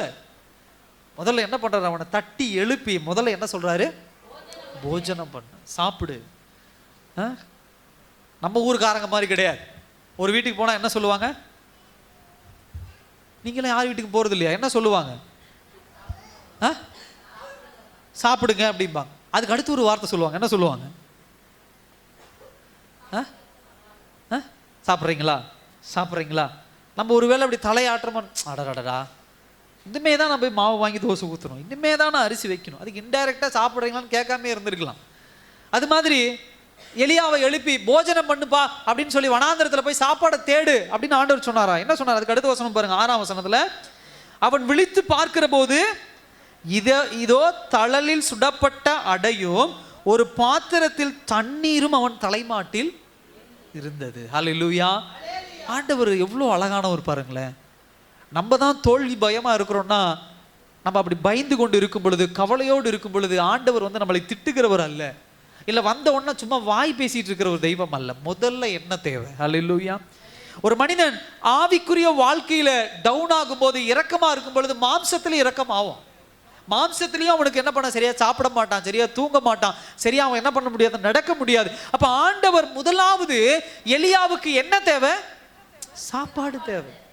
அதை நீ போய் தேடிக்கோடா, நீ அந்த வீட்டில் போய் வாங்கிக்கோ, இந்த வீட்டில் வாங்கிக்கோ. எங்க வச்சிருக்கிறார் ஆண்டவர்? தலைமாட்டிலே வச்சு பக்கத்தில் வச்சிருக்கிறார். சுடப்பட்ட அடைய பக்கத்தில் என்ன பண்ணிருக்கிறார்? அழகா வச்சிருக்கிறார். வச்சுட்டு என்ன பண்ண, எழுந்திருந்து சாப்பிடுப்பா அப்படின்னு சொல்லி எவ்வளோ கேர் பண்ணக்கூடிய, இந்த மாதிரி யாரா பார்க்க முடியாது. நம்ம வீட்டில் கூட பார்க்க முடியாது. பெற்றவங்க கூட சில நேரத்தில் என்ன பண்ணுவாங்க, தாய் தகப்பனும் கூட சாப்பிட்றியா, சாப்பிடாட்டி போ, பசி பட்னியோட கடை அப்படின்னு இருக்கிறது விடுறது உண்டு. கணவன் மனைவி இருக்கிறது உண்டு. குடும்பங்கள் இருக்கிறது, சொந்தக்காரங்க வீட்டில் இதெல்லாம் நடக்கிறது தான். நம்மள கோவம் வந்துடும். சாப்பிட்ற நேரத்துக்கு போனேன், ஒரு வார்த்தை சாப்பிட்றியான்னு கேட்டாங்களா அவங்க அப்படின்னு கோவம் வர்றது உண்டு. கர்த்தர் அப்படி இல்லை. கர்த்தரை விட்டு தூரம் ஓடி போனான், கர்த்தரை விட்டு வழி விலகி போனான். தேவ சித்தத்தின் பிரகாரம் எசபேலை எதிர்த்து நிற்கல. தோல்வி பயம் அவனுக்குள்ள வந்துருச்சு, எங்க செத்து போயிருமோங்கிற ஒரு பயம் வந்துருச்சு. ஆனா கர்த்தர் தேடி வந்து முதலாவது அவனை திட்டாம, எப்பா சாப்பாடு தலைமாட்டில் வச்சிருக்கிறேன், எந்திரிச்சு காலில் வச்சிருக்கிறேன், எந்திரிச்சு வெளியே வச்சிருக்கிறேன், அதான் பக்கத்து குகையில வச்சிருக்கேன், அடுத்த வீதியில வச்சிருக்கிறேன், அப்படியெல்லாம் சொல்லல, தலைமாட்டில் வச்சு எந்திரிச்சு. அப்ப எப்படி டக்குன்னு எந்திரிக்கிறான்? அந்த வசனம் அதான் சொல்லுது, போஜனம் பண்ணு. அதான் அப்பொழுது அவன் புசித்து குடித்து திரும்ப படுத்துக்கிட்டான். அவ்வளோ பயம் அவனை என்ன பண்ணுகிறது, சூழ்ந்து என்ன பண்ணுகிறது இருக்கிறது. கர்த்தர் எப்பொழுதும் தேவ பிள்ளைகளாகிய உங்களுடைய என்னுடைய உடம்பு பிசிக்கல் மாம்ச கண்டிஷனை எப்பொழுதும் செக் பண்ணுகிறவர். அல்லேலூயா. எப்படி நம்ம சுகர் செக் பண்றோம், பிரஷர் செக் பண்றோம், உடம்புல இருக்கிற பிரச்சனைகளை செக் பண்றோமோ, அதே போல என்ன பிரச்சனை நடந்தாலும் கர்த்தர் முதலாவது உங்களுக்கும் எனக்கும் கொடுக்கிற பலன் என்ன தெரியுமா? மாம்ச அளவில் என்ன பண்ணுவார்? ஒரு பலனை கொடுப்பார். அல்லேலூயா. அதுக்கு என்ன தேவையோ அதுக்கு நிறைவா ஆண்டவர் கொடுப்பார். கர்த்தர் என்றைக்கும் உங்களை என்னையும் பசியும் பட்டினியோட போடுகிற தெய்வம் அல்ல. சில நேரத்தில் நம்ம பேசுற பேச்சு அப்படிதான் இருக்கும். ஏசு ஏசுன்னு கும்பிட்டு என்னத்தை கண்டேன், ஏசு ஏசுன்னு கும்பிட்டு என்ன வீடு கட்டிட்டேனா, ஏசு ஏசுன்னு கும்பிட்டு நகை 10 பவுன் பண்ணிட்டேனா, ஏசு ஏசுன்னு கும்பிட்டு நான் ஏதாவது பெருசா சாதிச்சிட்டேனா, பட்டினி இல்லாம ஆண்டவர் வழி நடத்தி இருக்கிறார். ஹல்லேலூயா. குறை இல்லாம, மாம்சத்துல பலவீனம் இல்லை, உடல் பலவீனங்கள் இல்லை, வந்துச்சு எல்லாவற்றையும் ஆண்டவர் சுகமாக்கினார். நல்ல சாப்பாடு கொடுக்கிறார், நல்ல ட்ரெஸ் கொடுக்கிறார், நல்ல உறைவிடம் கொடுக்கிறார், பாதுகாப்பு ஆண்டவர் கொடுக்கிறார். இதெல்லாம் ஆண்டவர் நமக்கு கொடுக்கும் போது மற்ற காரியங்களை குறித்து கவலைப்பட தேவையில்லை. ஒரு மனுஷனுக்கு என்ன தேவை அழகா ஆண்டவர் புரிஞ்சுட்டு அதையும் சொல்றாரு. என்ன சொல்றாரு? எந்திரிச்சு சாப்பிடுப்பா அப்படிங்கிறார். அடுத்தது 19ஆம் அதிகாரம் 9ஆம் வசனம் பாருங்க. என்ன சொல்றாரு? அவன் ஒரு கெபிக்குள்ள போய் தங்கினான். இதோ கர்த்தருடைய வார்த்தை அவனுக்கு உண்டாகி, அவர் எலியாவே இங்கே உனக்கு என்ன காரியம்? இப்பதான் பேச ஆரம்பிக்கிறார். அல்லேலூயா. தேவதூதன் வந்து திட்டல, தேவதூதன் வந்து மிரட்டல, அவனுக்கு உண்டான சாப்பாடை வச்சு சாப்பிடுப்பான்னு சொல்லி அவனை சாப்பிட்றதுக்குள்ள என்ன பண்றாரு? கொண்டு போறாரு. இப்ப அவன் அங்க சாப்பிட்டு சூறை செடியின் கீழே சாப்பிட்டு போய் கெபிக்குள்ள ஒளிஞ்சுக்கிட்டான். இங்க என்ன தேவதூதன் கண்டுபிடிக்க முடியாது இல்ல, இங்க யாரும் வர முடியாது இல்ல அப்படின்னு என்ன பண்ணா, இடத்த மாத்திட்டான். இப்படி இடத்த மாத்தின உடனே இப்ப அங்க யாரு வந்துட்டாரு? ஆண்டவருடைய வசனம் வார்த்தை வந்துருச்சு. வந்து என்ன சொல்றாரு? இங்கே இப்பதான் கொஸ்டின் கேட்கிறார். இங்க உனக்கு என்ன காரியம், இங்க உனக்கு என்ன வேலை? ஸ்ட்ரைட்டா நம்ம லாங்குவேஜ்ல மொழியில பேசணும் அப்படின்னு சொன்னா, இங்க உனக்கு என்னடா வேலை, இங்க என்ன பண்ற, உனக்கு என்ன வேலை? இப்பதான் ஒரு திட்டு வருது. சாப்பாடு போட்டுட்டு தான் ஆண்டவர் என்ன பண்றாரு?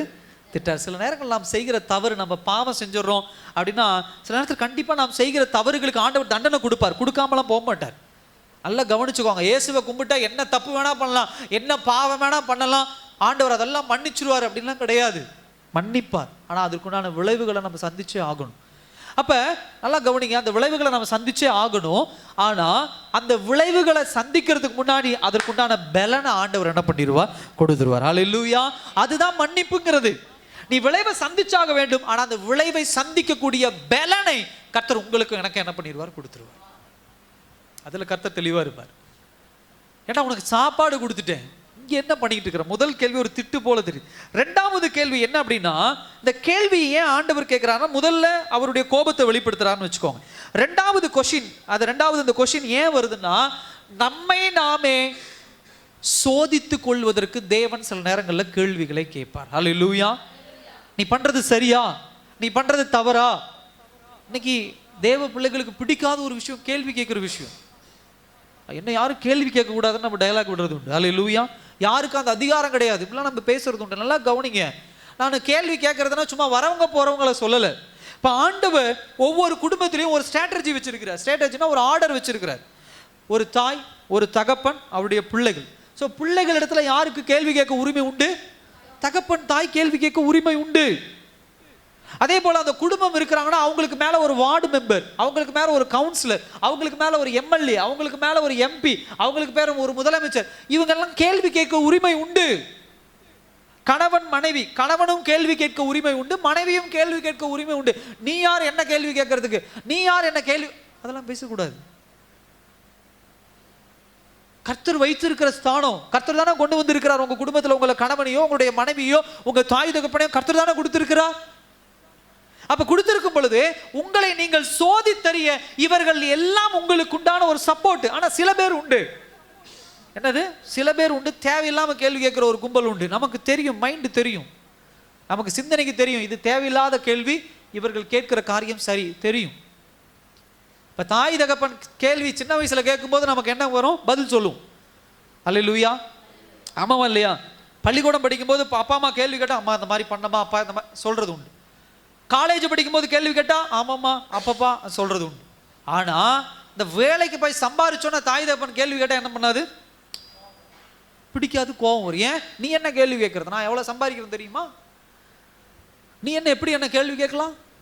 இப்ப இந்த கேள்வி கேட்கிற உரிமையை நாம எப்படி கொடுக்குறோம்? பணத்தை வச்சு தீர்மானிக்கிறோம். முதல்ல எங்க அப்பா அம்மாட்ட பணம் இருந்தா அதனால அவங்க கேள்வி கேட்கலாம். இப்ப எங்கிட்ட பணம் வந்துருச்சு, அவங்க எப்படி கேள்வி கேட்க முடியும்?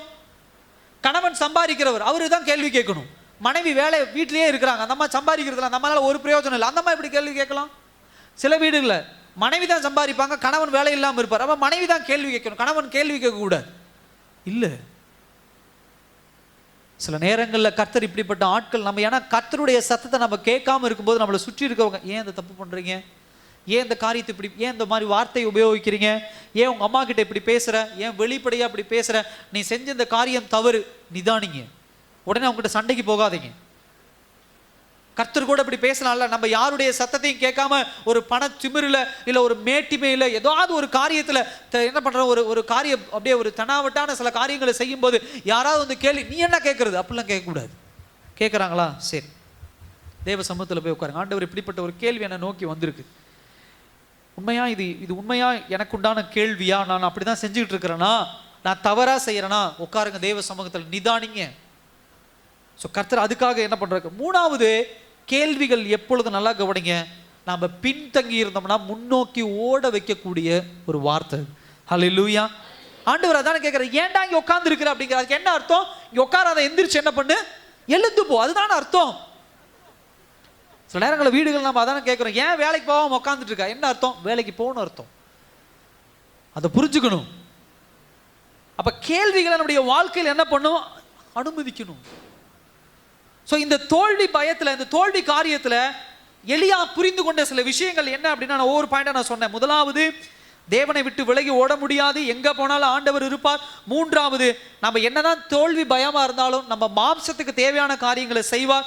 அடுத்தது நான்காவது, அவர் கேள்வி கேட்கிறவர். அடுத்தது ஐந்தாவது என்ன அப்படின்னு சொன்னால், சில நேரங்களில் கர்த்தர் எதையுமே பிரம்மாண்டமாக செய்கிற தெய்வம் அல்ல. அல்லேலூயா. 19ஆம் அதிகாரம் 12ஆம் வசனம் பாருங்க. மறுபடியும், பூமி அதிர்ச்சிக்கு பின் அக்கினி உண்டாயிற்று, அக்கினியிலும் கர்த்தர் இருக்கவில்லை, அக்கினிக்கு பின் அமர்ந்த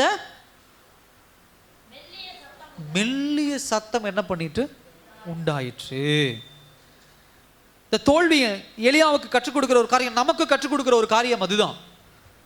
கர்த்தர் சில நேரங்களில் அவர் கடவுளாக இருக்கிறனால அப்படி வந்து பேசுவார், காத்துல பேசுவார்.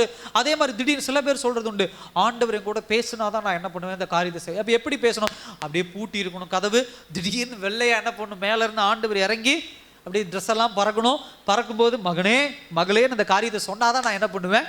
சரி, இப்படியெல்லாம் நம்ம யோசிக்கிறது உண்டு. அப்படிலாம் சொல்கிறது உண்டு. இன்னும் சில பேர் இருப்பாங்க, பாஸ்டர் என்ன ஏன் இந்த மாதிரி, நான் இங்கிருந்து மெட்ராஸ் போயிட்டேன் பாஸ்டர். எதுக்கு? அல்ல, அங்கே ஒரு பாஸ்டர் இருக்கிறாரு, போதகர் சுவிசேஷகர் இருக்கிறாரு, அவர் மைக்கை பிடிச்சி, சகோதரி சாரால் நீங்கள் வீடு வாங்குறதுக்கு பணம் வச்சுருக்கிறீங்க, நீங்கள் போய் வீடு வாங்குங்க அப்படின்னு ஆண்டவர் சொல்கிறார். வீடு வாங்குங்கன்னு சொன்னால் தான் நான் போய் வாங்குவேன். அதனால ஊராக அந்த மாதிரி தீர்க்க தரிசனம் சொல்கிறவங்கலாம் தேடிட்டு இருக்கேன். இப்படியும் சில பேர் சொல்கிறது உண்டு. எலியாவுக்கு எந்த தீர்க்க தரிசி வந்து பேசினார்? எலியா கிட்ட யார் பேசினா? ஆண்டவரே நேரடியாக வந்து பேசினார். சில நேரங்களில் கர்த்தர் எப்பயுமே எக்ஸ்ட்ராடினரியா, எதிர்பார்க்க முடியாத, நினைச்சு பார்க்க முடியாத காரியத்தை கர்த்தர் செஞ்சாதான் நான் கீழ்ப்படிவேன் அப்படிலாம் இருக்காதுங்க. சில நேரத்தில் நம்ம தோல்வி பயத்தில் ரொம்ப நாள் உட்கார்ந்துட்டு இருக்கிற காரியம் அதுதான். ஏன்னா கர்த்தர் மெல்லிய சத்தமாய் பேசக்கூடியவர். அல்லேலூயா. பூமி அதிர்ச்சி உண்டாகுது, அக்கினி பறக்குது, அதுலாம் ஆண்டவர் பேசலை. எப்படி ஆண்டவர் பேசினாலும், சில நேரங்களில் மோசே கிட்ட எப்படி பேசினாரு? நெருப்பு எரிஞ்சுது, படப்படன்னு எரிஞ்சுது, அதுல பேசினார். முச்செடி நடுவே என்ன பண்ணார்? பேசினார். ஸோ கர்த்தர் பேசுறது எப்படி வேணா பேசலாம். ஆனா இப்படிதான் பேசணும்னு நீங்களும் நானும் என்ன பண்ணக்கூடாது? டெசிஷன் எடுக்கக்கூடாது, முடிவு எடுக்கக்கூடாது.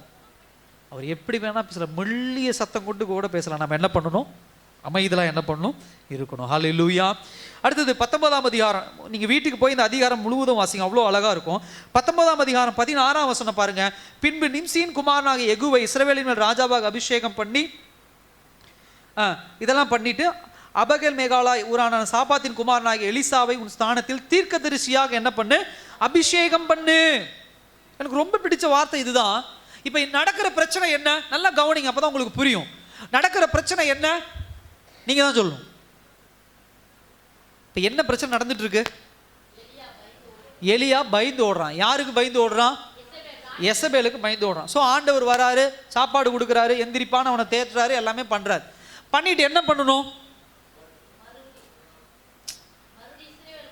மறுபடியும் இஸ்ரவேலுக்குள்ள போ. யாருக்கு எதிராக போய் நில்லு?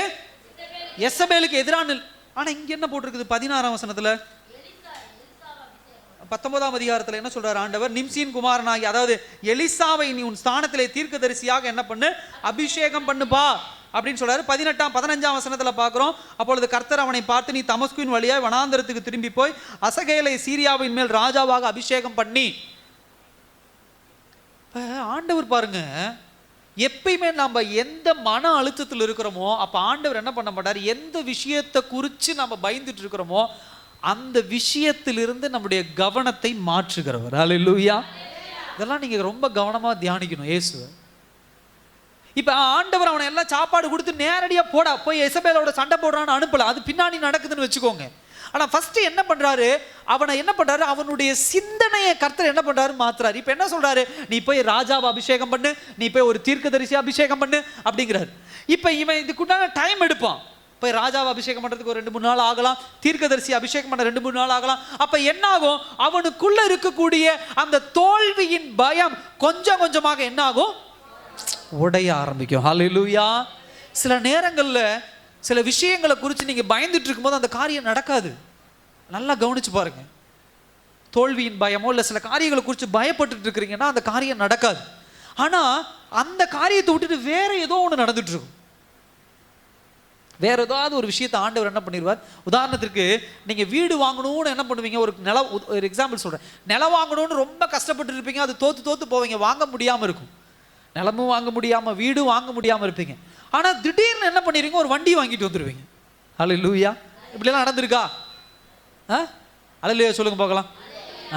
இப்படிலாம் நம்ம நடந்திருக்கு. எல்லாம் என் வாழ்க்கையில் நடந்திருக்கும், உங்களுடைய வாழ்க்கையில். நம்ம ஒன்று காரியத்தை நினைப்போம், அது நடக்காம தோல்வியாயிரும், மனசோர்வு போய் உட்காந்துரும். ஐயோ இது கிடைக்கலையே, இது ஆகலையே, இது செய்யலையே அப்படி. ஆனால் வேற ஒரு காரியம் நம்ம வாழ்க்கையில் வந்து அந்த காரியத்தை செஞ்சு அதை நம்முடைய மடையை மாற்றி அப்படி கொண்டு போயிடும். நம்ம நினைச்ச காரியத்தை குறிச்சோ நம்ம கவலைப்பட்ட காரியமும் நடக்காமே இருக்கும். ஆனால் அதை குறித்து நம்ம என்ன பண்ண மாட்டோம்? கவலைப்பட மாட்டோம். இதுவும் கர்த்தர் செய்கிற வேலை தான். ஹல்லேலூயா. தேவன் இப்படி நம்மளை என்ன பண்ணுவார்? முதல்ல நமக்குள்ள இருக்கக்கூடிய மன அழுத்தத்தை உடைக்கிற தெய்வம். ஒரு டிப்ரெஷன் அதை உடைச்சு என்ன பண்ணிடுவார்? அடுத்தது என்ன பண்ணிடுவார்? வேலை கொடுத்துருவார். ஹல்லேலூயா. இப்போ இவன் வேலை இல்லாமல் படுத்துக்கிட்டு இருக்கிறனால தான் இவனுக்குள்ள இப்படிப்பட்ட ஒரு எண்ணங்கள்லாம் என்ன பண்ணுது? ஓடிட்டு இருக்குது. அப்போ ஆண்டவர் என்ன பண்ணுற? நீ இப்போ எசபேல்கிட்ட போக வேண்டாம்ப்பா, நீ அந்த அம்மாட்ட போய் நீ இப்போ சண்டை போட வேண்டாம், அதை குறித்து நீ ரொம்ப பயந்து போயிருக்க, அதை விட்டுரு. அது கிழக்கு பக்கமாக இருக்குன்னா கிழக்க விட்டுரு. இப்போ நீ எங்கே வா? மேற்கு பக்கம் வா. மேற்கு பக்கம் வந்து சும்மா இங்கே படுத்துக்காத, அங்கே போய் யாரை கண்டுபிடி? அவர் அட்ரஸ் கொடுக்குறாரு. பாருங்க, நிம்சியின் குமாரனாகிய எகுவை இஸ்ரவேலின் ராஜாவாக அபிஷேகம் பண்ணி, ஆபேல் மெகாலாவை என்ன பண்ணு, சாபாத்தின் குமாரனாகிய எலிசாவை உன் ஸ்தானத்திலே தீர்க்கதரிசியாக அபிஷேகம் பண்ணு. ஒரு அட்ரஸை கொடுத்து இவங்க 2 பேர்த்தையும் போய் தேடு. அவங்கள தேடி அவனை ஒருத்தனை ராஜாவை அபிஷேகம் பண்ணு, ஒருத்தனை தீர்க்கதரிசியா அபிஷேகம் பண்ணு. இப்ப எலியா அந்த காரியத்தை எல்லாம் செய்யும் பொழுது அவனுக்குள்ள இருக்கக்கூடிய பயங்கள் என்ன பண்ணிரும், குறைஞ்சிரும். ஹல்லேலூயா. இதை முடிச்சதுக்கு அப்புறம் அவன் யாரை சந்திக்க வருவான், எசபேலை சந்திக்க வருவான். ஹல்லேலூயா. எவ்வளோ அழகா கர்த்தர் வழி நடத்துறாரு பார்த்தீங்களா. ஸோ இதான் 3வது பாயிண்ட். 4வது, தோல்வி பயத்தை எதிர்கொள்வது எப்படி. நல்லா கவனிங்க, பயத்தை எதிர்கொள்வது எப்படின்னு சொல்லி கடந்த வாரம் தியானிச்சோம். இப்போ நம்ம தியானிக்கிறது தோல்வி பயம் ஒரு மனுஷனுக்குள்ள எப்படி எதிர்கொள்வது அப்படின்னு சொன்னா, முதலாவது, உங்க சூழ்நிலைகளை காட்டிலும் உங்களை அதிகம் உங்களை பின்னோக்கி இழுப்பது இல்லை உங்களை கவலைக்குள்ளாக்குவது என்னன்னா பயம். ஹல்லேலூயா. நீங்க டீல் பண்ண வேண்டியது எப்பொழுதும் சூழ்நிலைகளை குறித்து அல்ல, பயத்தை குறித்து. ஒரு விஷயம் உங்க வாழ்க்கையில நடக்குதுன்னா, அந்த நடக்கிற காரியம் உங்க வாழ்க்கையில பயத்தை உருவாக்குதுன்னா முதல்ல பயத்தை டீல் பண்ணுங்க. பயத்தை டீல் பண்ணுங்கன்னா அந்த பய ஆவிக்காக ஜெபிங்க. கடந்த நாட்களில் ஒரு போதகர் நாங்கள் போய் சந்தித்தோம். அப்போ அவர் சொன்னார், இது எல்லாரும் என் வாழ்க்கையில் நடந்துச்சு, நான் அதை பின்னாடி சொல்கிறேன். அப்போ அவருக்குள்ளே என்னாச்சு அப்படின்னு சொன்னால், ஒரு சின்ன ஒரு வைரஸ் காய்ச்சல். என்னாச்சு, ஒரு சின்ன ஒரு வைரஸ் காய்ச்சல். ஆனால் அவர் என்ன சொன்னார் அப்படின்னு சொன்னால், அந்த வைரஸ் காய்ச்சல் வந்துச்சு, ஹாஸ்பிட்டல் போயிட்டாங்க, பெட்டில் அட்மிட் ஆகிட்டாரு, ஊசியெல்லாம் போட்டாங்க, மருந்தெல்லாம் கொடுத்துட்டாங்க. பெட்டில் படுத்துட்டு இருக்கிறாரு. இப்போ அந்த வைரஸ் காய்ச்சல் கொஞ்சம் கொஞ்சமாக குறைஞ்சிட்டு வருது. ஆனால் என்ன சவுண்டு வருதாமா, அவருக்குள்ளே ஒரு பயம் வருதான், நம்ம இதோட என்ன பண்ணிடுவோம், இதோட செத்துருவோம், இதோட நம்ம செத்துருவோம் அப்படின்னு. அப்போ மாத்திரை போட்டோம்னா ஒரு 4 மணி நேரம் காய்ச்சல் குறையும், மறுபடியும் காய்ச்சல் வரும், மறுபடியும் மாத்திரை போட்டு இப்படி ஒரு 2 நாள் இருந்தால் அதுக்கப்புறம் தான் காய்ச்சல் முழுசாக சரியாகும். ஆனால் இந்த கேப் காய்ச்சல் வரும்போதெல்லாம் நம்ம செத்துருவோம்பா, நான் செத்துருவேன், நான் இதோட உயிரோடு இருக்க மாட்டேன். அப்போ அவர் புலம்புன விஷயம் என்ன அப்படின்னா, எனக்கு காய்ச்சலை குறித்து கூட கவலை இல்லை, செத்துருவோங்கிறது குறித்து தான் எனக்கு என்ன பண்ணுச்சு, அதிகம் பயம் வந்துச்சு. ஹல்லேலூயா.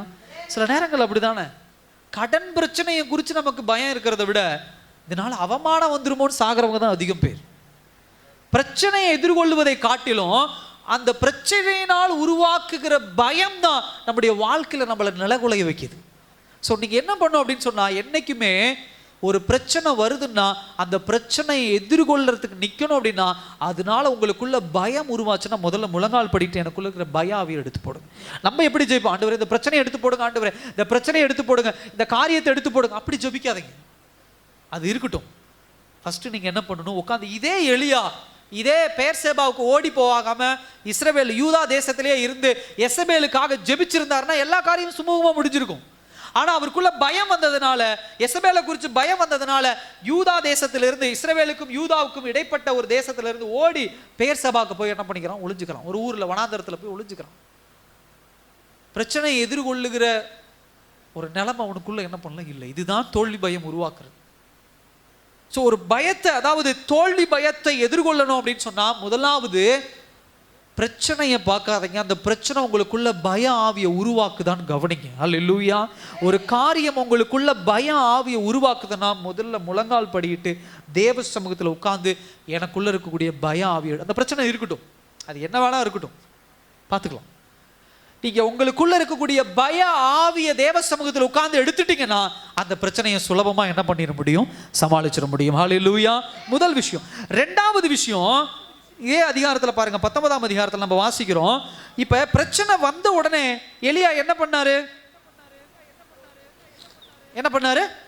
ஓடினாரு. எதை நோக்கி ஓடினாரு,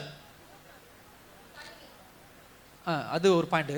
அவர் எங்க ஓடினாரு, வனாந்திரத்துக்கு என்ன பண்ணாரு. அப்ப அவர் எப்படி மைண்டை புரிஞ்சுக்கிட்டார் அப்படின்னு சொன்னா, பிரச்சனை வந்த உடனே அவர் தேவனை நோக்கி போறதை விட்டுட்டு வனாந்திரத்தை நோக்கி என்ன பண்ணாரு, ஓட ஆரம்பிச்சார்.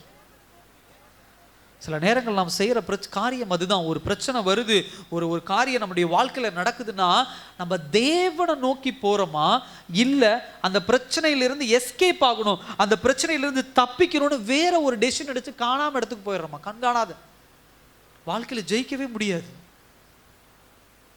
ஒரு பிரச்சனை உங்க வாழ்க்கையில வருதுன்னா உங்களை எப்படி உங்க மைண்டை டியூன் பண்ணுதுன்னு ரொம்ப கவனிங்க. உங்களுடைய சிந்தனையை எப்படி அதை ஆக்கிரமிக்குதுன்னு கவனிங்க. உங்க ஆவிக்குரிய வாழ்க்கை ஸ்ட்ராங்கா இருக்குதுன்னா என்ன வியாதி வந்தாலும் என்ன பலன் வந்தாலும் தேவனுக்கிட்ட நெருங்கும் போது நீங்க ஜெயிச்சலாம். அதே ஊழியக்காரர் சொன்னார் எங்ககிட்ட, அப்புறம் எப்படிங்க ஐயா அதை நீங்க ஜெயிச்சிங்க அப்படின்னு சொன்னாரு.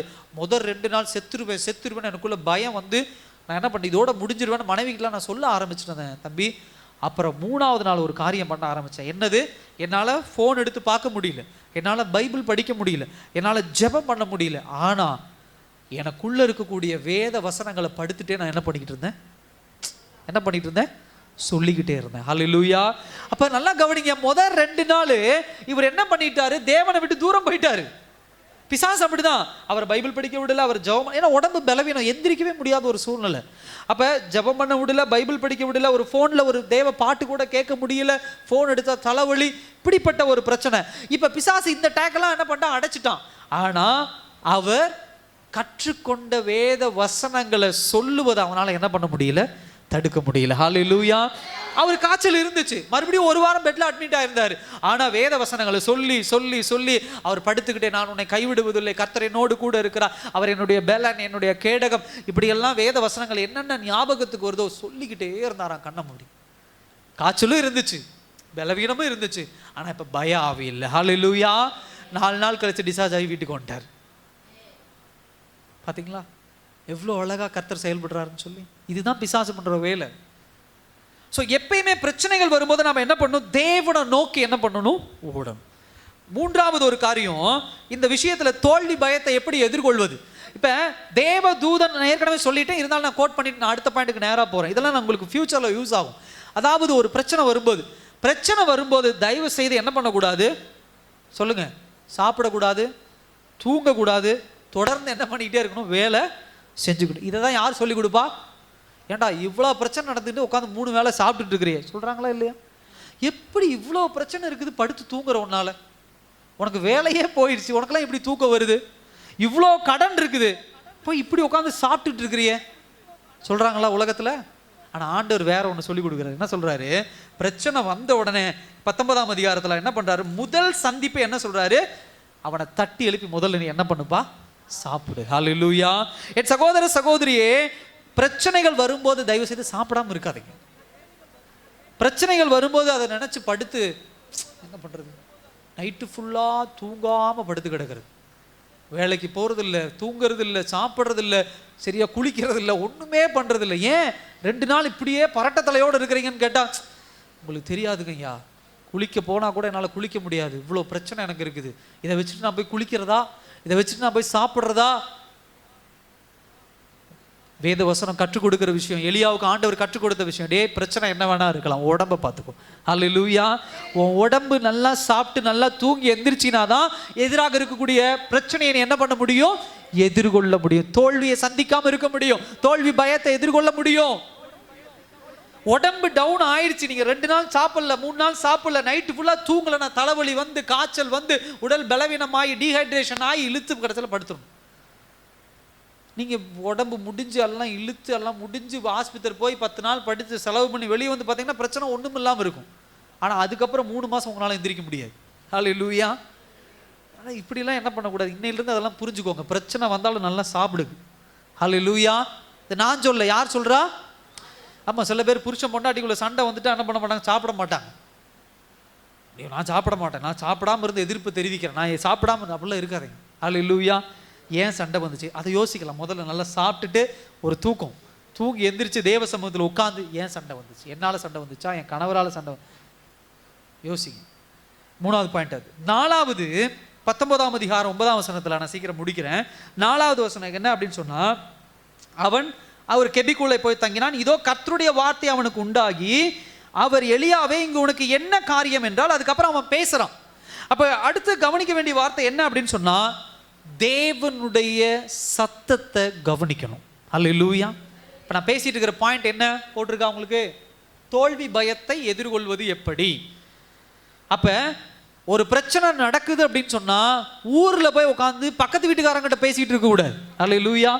நம்ம பண்ற தப்பு அதுதான். அவர்கிட்ட போய் கேட்பான், அவர் இதில் கலை தேர்ந்த ஆள், அவர்கிட்ட போய் பிரச்சனை இந்த அம்மாட்ட போய் சொல்லுவோம், நீ இந்த அம்மாட்ட சொல்லி நீ பிரச்சனையே வெளியே தெரியக்கூடாதுன்னு ரொம்ப சீக்கிரமா முடிக்கணும். ஏதாவது ஒரு பிரச்சனை நீ அந்த அம்மாட்ட சொல்லி, அந்த அம்மாட்ட சொல்லி, அங்கே சொல்லி காலையில் எந்திரிச்சுன்னா ஊர் ஃபுல்லாக ஒன்று கேள்வி கேட்டுட்டு இருப்பாங்க. தேவையில்லை. அப்ப என்ன வேலை? தேவ சத்தத்தை கேட்கணும், அவர்கிட்ட பேசணும். So listen God's voice. தேவ சத்தத்தை கேட்கணும். அதுக்கு நீங்க என்ன பண்ணணும் அப்படின்னா, நல்லா சாப்பிட்டு உங்க உடல் பலவீனமா இருக்கிற உடல் நல்லா பலன் அடைஞ்சு தேவ சமூகத்தில் உட்கார்ந்து காத்திருக்கணும். ஹல்லேலூயா. காத்திருக்கணும். ஆண்டவர் உங்களோட பேச விரும்புறாரு. எப்படி அழகா இவன் சத்தத்தை கேட்ட உடனே ஆண்டவர் எசபேல் இருந்து இவனை டைவர்ட் பண்ணி அசகேலுக்கு, அதாவது ராஜாவை அபிஷேகம் பண்ணு, தீர்க்கதரிசி அபிஷேகம் பண்ணு, அதுக்குள்ள இவன் பலன் அடைகிறான். பலன் அடைஞ்சு போய் எசபேலை சந்திச்சு அந்த பிரச்சனையை முடிச்சு வைக்கிறான். தேவ ஆண்டவர் உங்களுக்கு வழி சொல்லுவாரு, கர்த்தர் உங்களுக்கு திட்டங்களை தருவார். அப்ப தேவன் பேசுறதை நீங்க என்ன பண்ணணும்? ரொம்ப அமைதியா என்ன பண்ணணும்? கேட்கணும். தோல்வி பயத்தை எதிர்கொள்வது எப்படி? அது அந்த பாயிண்ட். அடுத்தது 19ஆம் அதிகாரம் 4ஆம் வசனம் பாருங்க. அவன் வனாந்தரத்தில் ஒரு நாள் பிரயாணம் போய் ஒரு சூரை செடியின் கீழ் உட்கார்ந்து தான் சாக வேண்டும் என்று என்ன பண்ணா? சில பேர் அப்படி பண்றோமா இல்லையா? ஹல்லேலூயா. ஆண்டவரே, என் புருஷன் சரியில்லை, இனிமே அந்த பூமியில் நான் வாழல, என்ன பண்ணிக்கோங்க. என் மனைவி சரியில்லை, என்னை எடுத்துக்கோங்க. எங்க அப்பா அம்மா சரியில்லை, என்னை எடுத்துக்கோங்க. என் டீச்சர் சரியில்லை, எடுத்துக்கோங்க. என் முதலாளி சரியில்லை. நம்ம போய் ஜெபிக்கிறது உண்டு. இப்படி ஒரு கூட்டம் ஜெபிக்கும். இன்னொரு கூட்டம் எப்படி ஜெபிக்கும்? அவங்க ரொம்ப ஒரு வைப்ரண்டான ஆள், அதாவது ரொம்ப ஒரு ஒரு ஒரு ஒரு ஒரு மேலான ஆள். என்ன சொல்லுவாங்க? என் புருஷன் கையை உடைச்சிருங்க ஆண்டவரே, என்ன பண்ணிருங்க. இந்த அம்மா இவர் உடனே ஜெயிப்பாரு. என் மனைவி கால் என்ன பண்ணிடணும்? காணாமல் போயிடும். பாத்ரூமில் வலிக்கு விழுந்து என்ன பண்ணிடணும்? உடஞ்சிடும். எழுத்து வீட்டுக்காரன் இல்லாமல் போயிடும். இப்படிலாம் நம்ம ஜெபிக்கிறது உண்டு. ஆண்டவர் அதெல்லாம் கேட்க மாட்டார். ஹல்லேலூயா. இவன் என்ன கேட்குறான்? இந்த பயத்தில் போய் என்ன பண்ண எடுத்துக்கோங்க, என்னை எடுத்துக்கோங்கிறார். சில நேரத்தில் தோல்வி பயத்தில் நாம் ஜெபிக்கிற ஜெபத்தில் கொஞ்சம் நிதானம் இருக்கணும். எல்லாத்தையும் ஆண்டவர் கேட்க மாட்டார். ஆண்டவர் பதில் கொடுத்தாரா? சாக வேண்டும்னு இவன் ஜெபிச்சுட்டு இருக்கிறான். தட்டில் கொண்டு வந்து என்ன பண்ணுறாரு? சாப்பாட்டையும் தண்ணி விற்கிறக்கூடாது, பிரெட்டு கொடுக்குறாரு. அப்பம்னா பிரெட்டு, தண்ணியும் கொண்டு வந்து கொடுக்குறாரு. ஹல்லேலூயா. ஏன் கொடுக்குறாரு? பிரெட்டு விற்கிறக்கூடாதுன்னு அவ்வளோ கன்சர்னாக, அவ்வளோ கவனமாக இவனை பார்த்துக்கிற ஆண்டவர் என்ன சாகடிச்சிருங்க ஆண்டவரே, என் உயிரை எடுத்துக்குங்க ஆண்டவரே, என் உயிரை எடுத்துக்குங்க ஆண்டவரே. கேட்கல ஆண்டவர். சில நேரத்தில் நாம் இந்த மாதிரி ஜபங்கள் நிறைய பண்ணுறது உண்டு. பிரச்சனைகள் மத்தியில் ஜெபிக்கிற எல்லா ஜபத்தையும் என்ன பண்ண மாட்டார்? ஆண்டவர் கேட்க மாட்டார். அதே போல் எசபேலை உடனே பாயிண்ட் பண்ணாரா? பாயிண்ட்டும் பண்ணலை. ஸோ இந்த பாயிண்ட்ல ரொம்ப கவனமான ஒரு பாயிண்ட். அடுத்தது 19ஆம் அதிகாரம் 12ஆம் வசனத்தில் வாசிச்சோம். தேவன் என்ன பண்ணார்? மெல்லிய சத்தம் உண்டாயிற்று. இப்பதான் பாயிண்ட் டேர்ன் ஆகுது. பயந்து போய் தோல்வி பயம் கொண்டிருந்த எலியாவுடைய வாழ்க்கை எங்க டேர்ன் ஆகுது, எங்க மாறுது அப்படின்னு சொன்னா, எங்க மாறுது? ஆண்டவர் அப்படியே கத்தியோட 10 கையோட வந்து நின்று மாறுச்சா? இல்ல 500 பேர் போர் வீரர்கள் கத்தி கம்பு எடுத்துட்டு யானை குதிரையெல்லாம் கூட்டிட்டு, தா பார் எலியா உனக்கு முன்னாடி நிறுத்தி வச்சிருக்கிறான் 500 பேரை, இவங்களை கூட்டிட்டு போய் எசபேலோட சண்டை பண்ணு அப்படி சொன்னாரா? இல்ல. எலியா எங்க பலப்பட்டான்? தேவனுடைய சத்தத்துல பலப்பட்டான். ஹல்லேலூயா. தேவனுடைய வார்த்தை தான் பலப்படுத்திச்சு அவனை. அந்த வசனம் ரொம்ப அழகா இருக்கும். 19ஆம் வசனம் நீங்க வீட்டில் போய் அதுல இருந்து அப்படியே தொடர்ந்து வாசிங்க. இந்த கர்த்தர் அவனோடு பேச பேச பேச பேச அவனுக்குள்ள இருந்த அந்த தோல்வி பய ஆவிகள்லாம் அவனை விட்டு போயிடுச்சு. பயந்து போய் கிடந்தவன் போய் ராஜாவை அபிஷேகம் பண்றான், எலியாவை தீர்க்கதரிசி அபிஷேகம் பண்றான். அப்புறம் போய் யார் சந்திக்கிறான்? எசபேலை என்ன பண்றான்? சந்திக்கிறவனாக இருக்கிறான். ஹல்லேலூயா. சகோதர சகோதரி, இப்படிதான் தோல்வி பயத்தை எதிர்கொள்றது. இந்த பாயிண்ட் எல்லாம் ரொம்ப நோட் பண்ணி வைங்க. பிரச்சனை வரும்போது எழுதி வச்சு அது மாதிரி பண்ணி பாருங்க. ரொம்ப நாள் ஆகாது, இன்னைக்கு சாயந்தரமே சண்டை வரலாம். ஹல்லேலூயா. பிரச்சனைக்கு வரலாம். பாஸ்டர் சொன்னார், இந்த ஃபர்ஸ்ட் பாயிண்ட் என்ன பண்ணணும்? நல்லா சாப்பிடணும், அப்புறம் நல்லா தூங்கணும். வீட்டுக்காரர் கத்திக்கிட்டு இருக்கட்டும், கத்தட்டும், நம்ம சாப்பிடுவோம். இல்லை அந்த அம்மா கத்தட்டும், நம்ம சாப்பிடுவோம், நம்ம தூங்குவோம், ஆண்டவர் பேசுறதை கேட்போம். நீங்கள் எந்திரிச்சு முடிக்கிறதுக்குள்ளே எல்லாம் சமாதானம் ஆயிரும். அந்த அவரே டயர்ட் ஆயிடுவார். சரி நீ சாப்பிட்ட, எனக்காக சாப்பாடு போட்டுரு, எதுக்கு அப்படின்னு சொல்லி. ஏற்று வீட்டுக்காரமா அப்படிதான். ஒருத்தங்க சண்டைக்கு வராங்கன்னா, கத்துறீங்களா? கத்துங்க, நான் போய் சாப்பிட்டு வந்துடுறேன், 12 மணி ஆச்சு, நீங்க கத்திட்டு இருங்க. அந்த அம்மா கத்திட்டு இருக்கட்டும். எல்லாம் கர்த்தருடைய கருத்துல உண்டு. ஹல்லேலூயா. அதனால அதை புரிஞ்சுக்கொள்ளுங்க. அதாவது தோல்வி பயத்தினுடைய முக்கியமான விஷயமே உங்களுடைய எதிர்கால நேரத்தை திருடுவது. ஹல்லேலூயா. ஆமாவா இல்லையா? தோல்வி பயம் வந்துட்டா அடுத்து நம்ம சிந்திக்க முடியுமா? அடுத்த ஸ்டெப் எடுத்து வைக்க முடியுமா? அடுத்தது என்ன பண்ணலாம்னு யோசிக்க முடியுமா? ஆண்டவர் சொல்றதை கேட்க முடியுமா? முடியாது. தோல்வி பயத்தினுடைய வேலையா தான். கடைசியாக ஒரு வசனத்தை சொல்லி நான் முடிக்க விரும்புகிறேன். எப்படி இந்த தோல்வியின் நேரத்தில் கர்த்தர் நம்மோடு இருந்து செயல்படுகிறார் எடுத்து வாசிங்க. சங்கீதம் 37ஆம் அதிகாரம், சங்கீதம் 37 37, 23, 24 வாசிங்க. ஆ ஆ ஆ ஆ ஆ ஹல்லேலூயா. பார்த்துக்கோங்க, கர்த்தர் உங்களோடு கூட இருக்கும்போது தோல்வி பயமே நமக்கு தேவையில்லை. ஏன் அப்படின்னா அழகா 4 பாயிண்ட் நான் முடிக்கிறேன். ஃபர்ஸ்ட் பாயிண்ட் என்ன அப்படின்னு சொன்னா, நல்ல மனுஷனுடைய நடைகள் என்ன பண்ணும்? கர்த்தரால் உறுதிப்படும். ஆங்கிலத்தில் பார்க்கும்போது டிவைன்லி எஸ்டாப்ளிஷ்டு அப்படின்னு சொன்னா விரிவாக்கப்படும். 2 அர்த்தம் புரிஞ்சுக்கலாம், உறுதிப்படும், விரிவாக்கப்படும். அப்ப நீங்க கவனிக்க வேண்டிய விஷயம் என்னன்னா, எல்லா விஷயத்தையும் கர்த்தர் தான் அனுமதிக்கிறார். எசபேலுடைய டைம் வந்துருச்சு, எலியாவுக்கு ஆப்போசிட்டா எந்திரிச்சு. ஏன்னா தீர்க்கதரிசிகள் போயிட்டாங்க, ராஜா பயந்துட்டான், அந்த தேசமே பயந்து கிடக்குது. இப்ப அங்க குதிக்கக்கூடிய ஒரே ஒரு ஆள் யாருன்னா எசபேலுங்கிற ராணி. இப்ப அவ டைம் வந்துருச்சு, இப்ப அவ இவனுக்கு எதிராக எழும்பி நிக்கிறா, அவளை சந்திச்சு அந்த பிரச்சனையை முடிக்கணும். இதுதான் எலியாவுடைய வேலை. இப்ப இவன் பயந்து போயிட்டான். அப்ப கர்த்தர் எல்லாவற்றையும் சரியாக வகுத்து வராரு. நீங்க தேவ சமூகத்துல காத்திருக்கிற பிள்ளைகள், தேவனுடைய பிள்ளைகள், அதான் அந்த வார்த்தை ரொம்ப முக்கியம். நல்ல மனுஷனுடைய நடைகள் தேவனால் உறுதிப்படும் அல்லது விரிவாக்கப்படும். அவர் கூட்டிட்டு போயிட்டு இருக்காரு, நீங்க ஏன் பயப்படுறீங்க? இவன் யாருக்காக எசபேல்ட்ட சண்டை போடுறான்? எசபேலுக்கு இவனும் அக்கா தங்கச்சியா, அக்கா தம்பியா? சொல்லுங்க. எசபேலும் எலியாவும் அக்காவும் தம்பியுமா? சொத்து பிரிக்கணுமா? இல்லை அவன் குடும்பம் வேற ஏதாவது பிரச்சனை, நகை பிரிக்கணுமா? இவன் ஆண்டவர் தான் தெய்வங்கிறான், அந்த அம்மா யார் தான் தெய்வங்குது? பாகால் தான் தெய்வம். இதுதான் சண்டை. அப்ப பிரச்சனை யார் இருக்குது? கர்த்தர்கிட்ட இருக்குது. இவன் ஏன் பயந்து ஓடி, இவன் ஏன் போய் ஒளிஞ்சு? இது தேவையில்லாத. இப்படிதானே சில நேரத்தில் நம்ம பைத்தியக்காரத்தனமா பண்றோம். நமக்கு தேவையே இல்லாத வேலை அது, நமக்கு தேவையே இல்லாத காரியம். அதை குறித்து நம்ம ஏன் தோல்வி பயத்தை உட்காந்து பயந்து வீட்டில் உட்காந்து நெஞ்சு அடிச்சு அழுதுட்டு இருக்கணும்? கர்த்தர் கூட்டிட்டு போய் அவர் பார்த்துக்குவாரு. அல்லேலூயா. இஸ்ரவேல் ஜனங்களை எகிப்திலிருந்து கர்த்தர் கொண்டு வந்தார். 10 வாதைகளை கொடுத்து கூட்டு வந்தவர். செங்கடல் அவர் பார்த்துக்குவாரு. சாப்பாட்டு விஷயத்தை இவனுங்க உட்காந்துக்கிட்டு கேட்டுக்கிட்டே கிடக்குறானுங்க. செங்கடல் வந்துருச்சு, என்னடா பண்ண போற? திறந்து போய் சோறு இல்லடா, அடுத்த நாள் காலைல மண்ணா வருது. ஆண்டவர் வாரத்தில் ஒரு நாள் கறி கண்டிப்பாக கொடுத்துருப்பாரு. அதுக்கு முன்னாடியே கறியும் கொடுத்துட்டார். வழி நடத்த ஆள் இல்லை, கண்ணுக்குட்டி செய். வழி நடத்துறதுக்கு தான் 10 கட்டளைகளை கொடுத்து மோசையை கொண்டு வந்துட்டு இருக்கான். அதுக்குள்ள இவங்களுக்கு அவசரம், எங்களை வழி நடத்த ஆள் இல்லை, எங்களுக்கு சொல்லிக் கொடுக்க ஆள் இல்லை, அட்வைஸ் சொல்ல ஆள் இல்லை, கண்ணுக்குட்டியை செய்ய, அது எங்களை வழி நடத்தும். பாத்தீங்களா? கர்த்தர் கொண்டு போறார். அல்லேலூயா. சோ நல்ல மனுஷனுடைய வழிகள் யாரால உறுதிப்படும்? தேவனால் உறுதிப்படும், டிவைன்லி எஸ்டாப்ளிஷ்ட். 2வது காரியம் என்ன சொல்றாரு அந்த வசனம் பாருங்க, அவனுடைய வழியின் மேல் அவர் என்ன பண்றாரு? பிரியமா இருக்கிறார். அல்லேலூயா. அந்த வழி எப்படிப்பட்ட வழி வேணா இருக்கலாம். சில நேரத்தில் சந்தோஷமான வழியா இருக்கலாம், சில நேரம் உபத்திரவமான வழியா இருக்கலாம், சில நேரம் பிரச்சனைகளுக்கு உண்டான வழியா இருக்கலாம். எல்லா விஷயத்திலும் அவர் எப்படிப்பட்டவராக இருக்கிறாரா? அவனுடைய வழியின் மேல் அவர் எப்படிப்பட்டவராக இருக்கிறார்? சில உபத்திரவங்களை ஆண்டவர் அனுமதிக்கிறார்னா 2 விஷயத்துக்கு அனுமதிக்கிறார். ஒன்று, அவருடைய நாமம் இன்னும் அதிகமாக என்ன பண்ணணும்? மகிமைப்படணும். 2வது, உபத்திரவங்களை கர்த்தர் ஏன் அனுமதிக்கிறார்னா அதன் மூலமாக உங்களை ஒரு இடத்திலிருந்து இன்னொரு இடத்துக்கு ஷிஃப்ட் பண்றதுக்கு. அல்லேலூயா. ஆமாவா இல்லையா? இப்போ இந்த சர்ச் கட்டியிருக்கிறோம், இவ்வளோ பேர் உட்காந்துருக்கிறோம், இன்னும் 50 பேர் உள்ள வந்தால் நம்ம என்ன பண்ணுவோம்? சொல்லுங்க. வெளியே எக்ஸ்டாப்ளிஷ் பண்ணுவோம்ல, கட்டுவோம் இல்லை? ஏன் இப்போ கட்ட மாட்டோம்? ஏன்னா இப்போ எல்லாத்துக்கும் நல்ல தலவசாக இடம் இருக்கு, நான் ஃப்ரீயாக உட்காந்துக்கிறோம், ஒன்றும் பிரச்சனை இல்லை பாஸ்டர் அப்படின்னு உட்காந்துக்கிறோம்.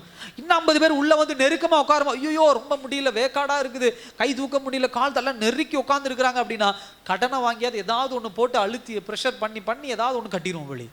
அப்போ இந்த உபத்திரவம் தான் என்ன பண்ணுச்சு? நம்மளை எக்ஸ்ட்ரா வெளியே என்ன பண்ணுச்சு? கட்ட வச்சுது. அதே போலதான் வாழ்க்கையும். சில நேரங்கள்ல சில விஷயங்கள் கிடைச்ச உடனே போதுன்னு உட்காந்துக்கிறோம். அப்படி இல்லை. அடுத்த காரியத்தை கர்த்தர் நம்மளை வழி நடத்தணும், அடுத்தடுத்து கூட்டிட்டு போகணும். அதனாலதான் ஆண்டவர் சொல்றார், அவருடைய வழியின் மேல் பிரியமா இருக்கிறார். அவர் பிரியமா இருக்கிறனால தான் அடுத்த காரியத்துக்கு உங்களை கூட்டிட்டு போகணும்னு தான் சில உபத்திரவங்களை கர்த்தர் என்ன பண்ணுகிறார்? அனுமதிக்கிறவராக இருக்கிறார். 3வது விஷயம் பாருங்க, 24ஆம் வசனத்துல இந்த தோல்வியை குறித்து, அவன் விழுந்தாலும் தள்ளுண்டு போவதில்லை. இந்த 24ஆம் வசனத்துல அழகா சொல்லக்கூடிய ஒரு வார்த்தை ஆங்கிலத்தில் பார்க்கணும், when he falls. when அப்படின்னு சொன்னா எப்போ அவன் விழுந்தாலும் அவன் தள்ளுண்டு போவதில்லை. ஆங்கில வேதாகமத்தில் அப்படிதான் வருது. எப்போ அவன் விழுந்தாலும். நல்லா கவனிங்க, விழுவது என்பது நிரந்தரமான செயல் கிடையாது. அதே போல நிற்பது அப்படிங்கிறதும் நிரந்தரமானது கிடையாது. when அப்படிங்கும்போது சில நேரங்கள்ல இந்த மாதிரியான சில இரக்கங்கள் கர்த்தர் என்ன பண்ணுவார்? அனுமதிப்பார். கவனமா கவனிக்கணும். அவன் விழுந்தாலும் எப்போ அப்படின்னு சொன்னா அது எப்போ நடக்கும்னு தெரியாது. கண்டிப்பா நடக்கும், நடக்காமலும் இருக்கலாம், நிற்கலாம், விழலாம், எதுவா நடக்கலாம். ஆனால் அடுத்த வார்த்தை என்ன சொல்றாரு? அவன் என்ன பண்ண போறது இல்லை, தள்ளுண்டு போக போறது இல்லை. ஹல்லேலூயா. தள்ளுண்டு போக போறதுன்னா அவன் தள்ளப்பட்டு போறது, அழிக்கப்பட்டு போறது இல்லை. கர்த்தர் அவனோடு கூட இருக்கிறார். கடைசி ஒரு வார்த்தை சொல்லி நான் முடிக்க விரும்புகிறேன். 37ஆம் வசனத்தில், 37ஆம் அதிகாரத்தில் 24ஆம் வசனத்தில், கர்த்தர் தமது கையினால் அவனை என்ன பண்ணுகிறார்? ஒரு கம்ஃபர்ட் இமேஜ், அதாவது ஒரு இளைப்பாறுதலின் ஒரு உருவம் கர்த்தர். அப்படிப்பட்ட ஒரு இளைப்பாறுதல் இந்த உலகத்தில் நம்ம எந்த விஷயத்திலும் கண்டுபிடிக்க முடியாது. உங்கள் அம்மா பேசிட்டாங்களா, தேவன் தான் இளைப்பாறுதல். உங்கள் அப்பா பேசிட்டாங்களா, தேவன் தான் இறை. உன் நண்பர்கள் பேசிட்டாங்களா, தேவன் தான் இளைப்பார். உன் குடும்பத்தில் வேற யாராவது பேசிட்டாங்களா, தேவன் தான். யார் உங்களை அவமானப்படுத்தினாலும், யார் உங்களை தள்ள முயற்சி பண்ணாலும், யார் உங்களை கேவலப்படுத்தினாலும், இளைப்பாறுதல் அப்படின்னா தேவ சமூகம்.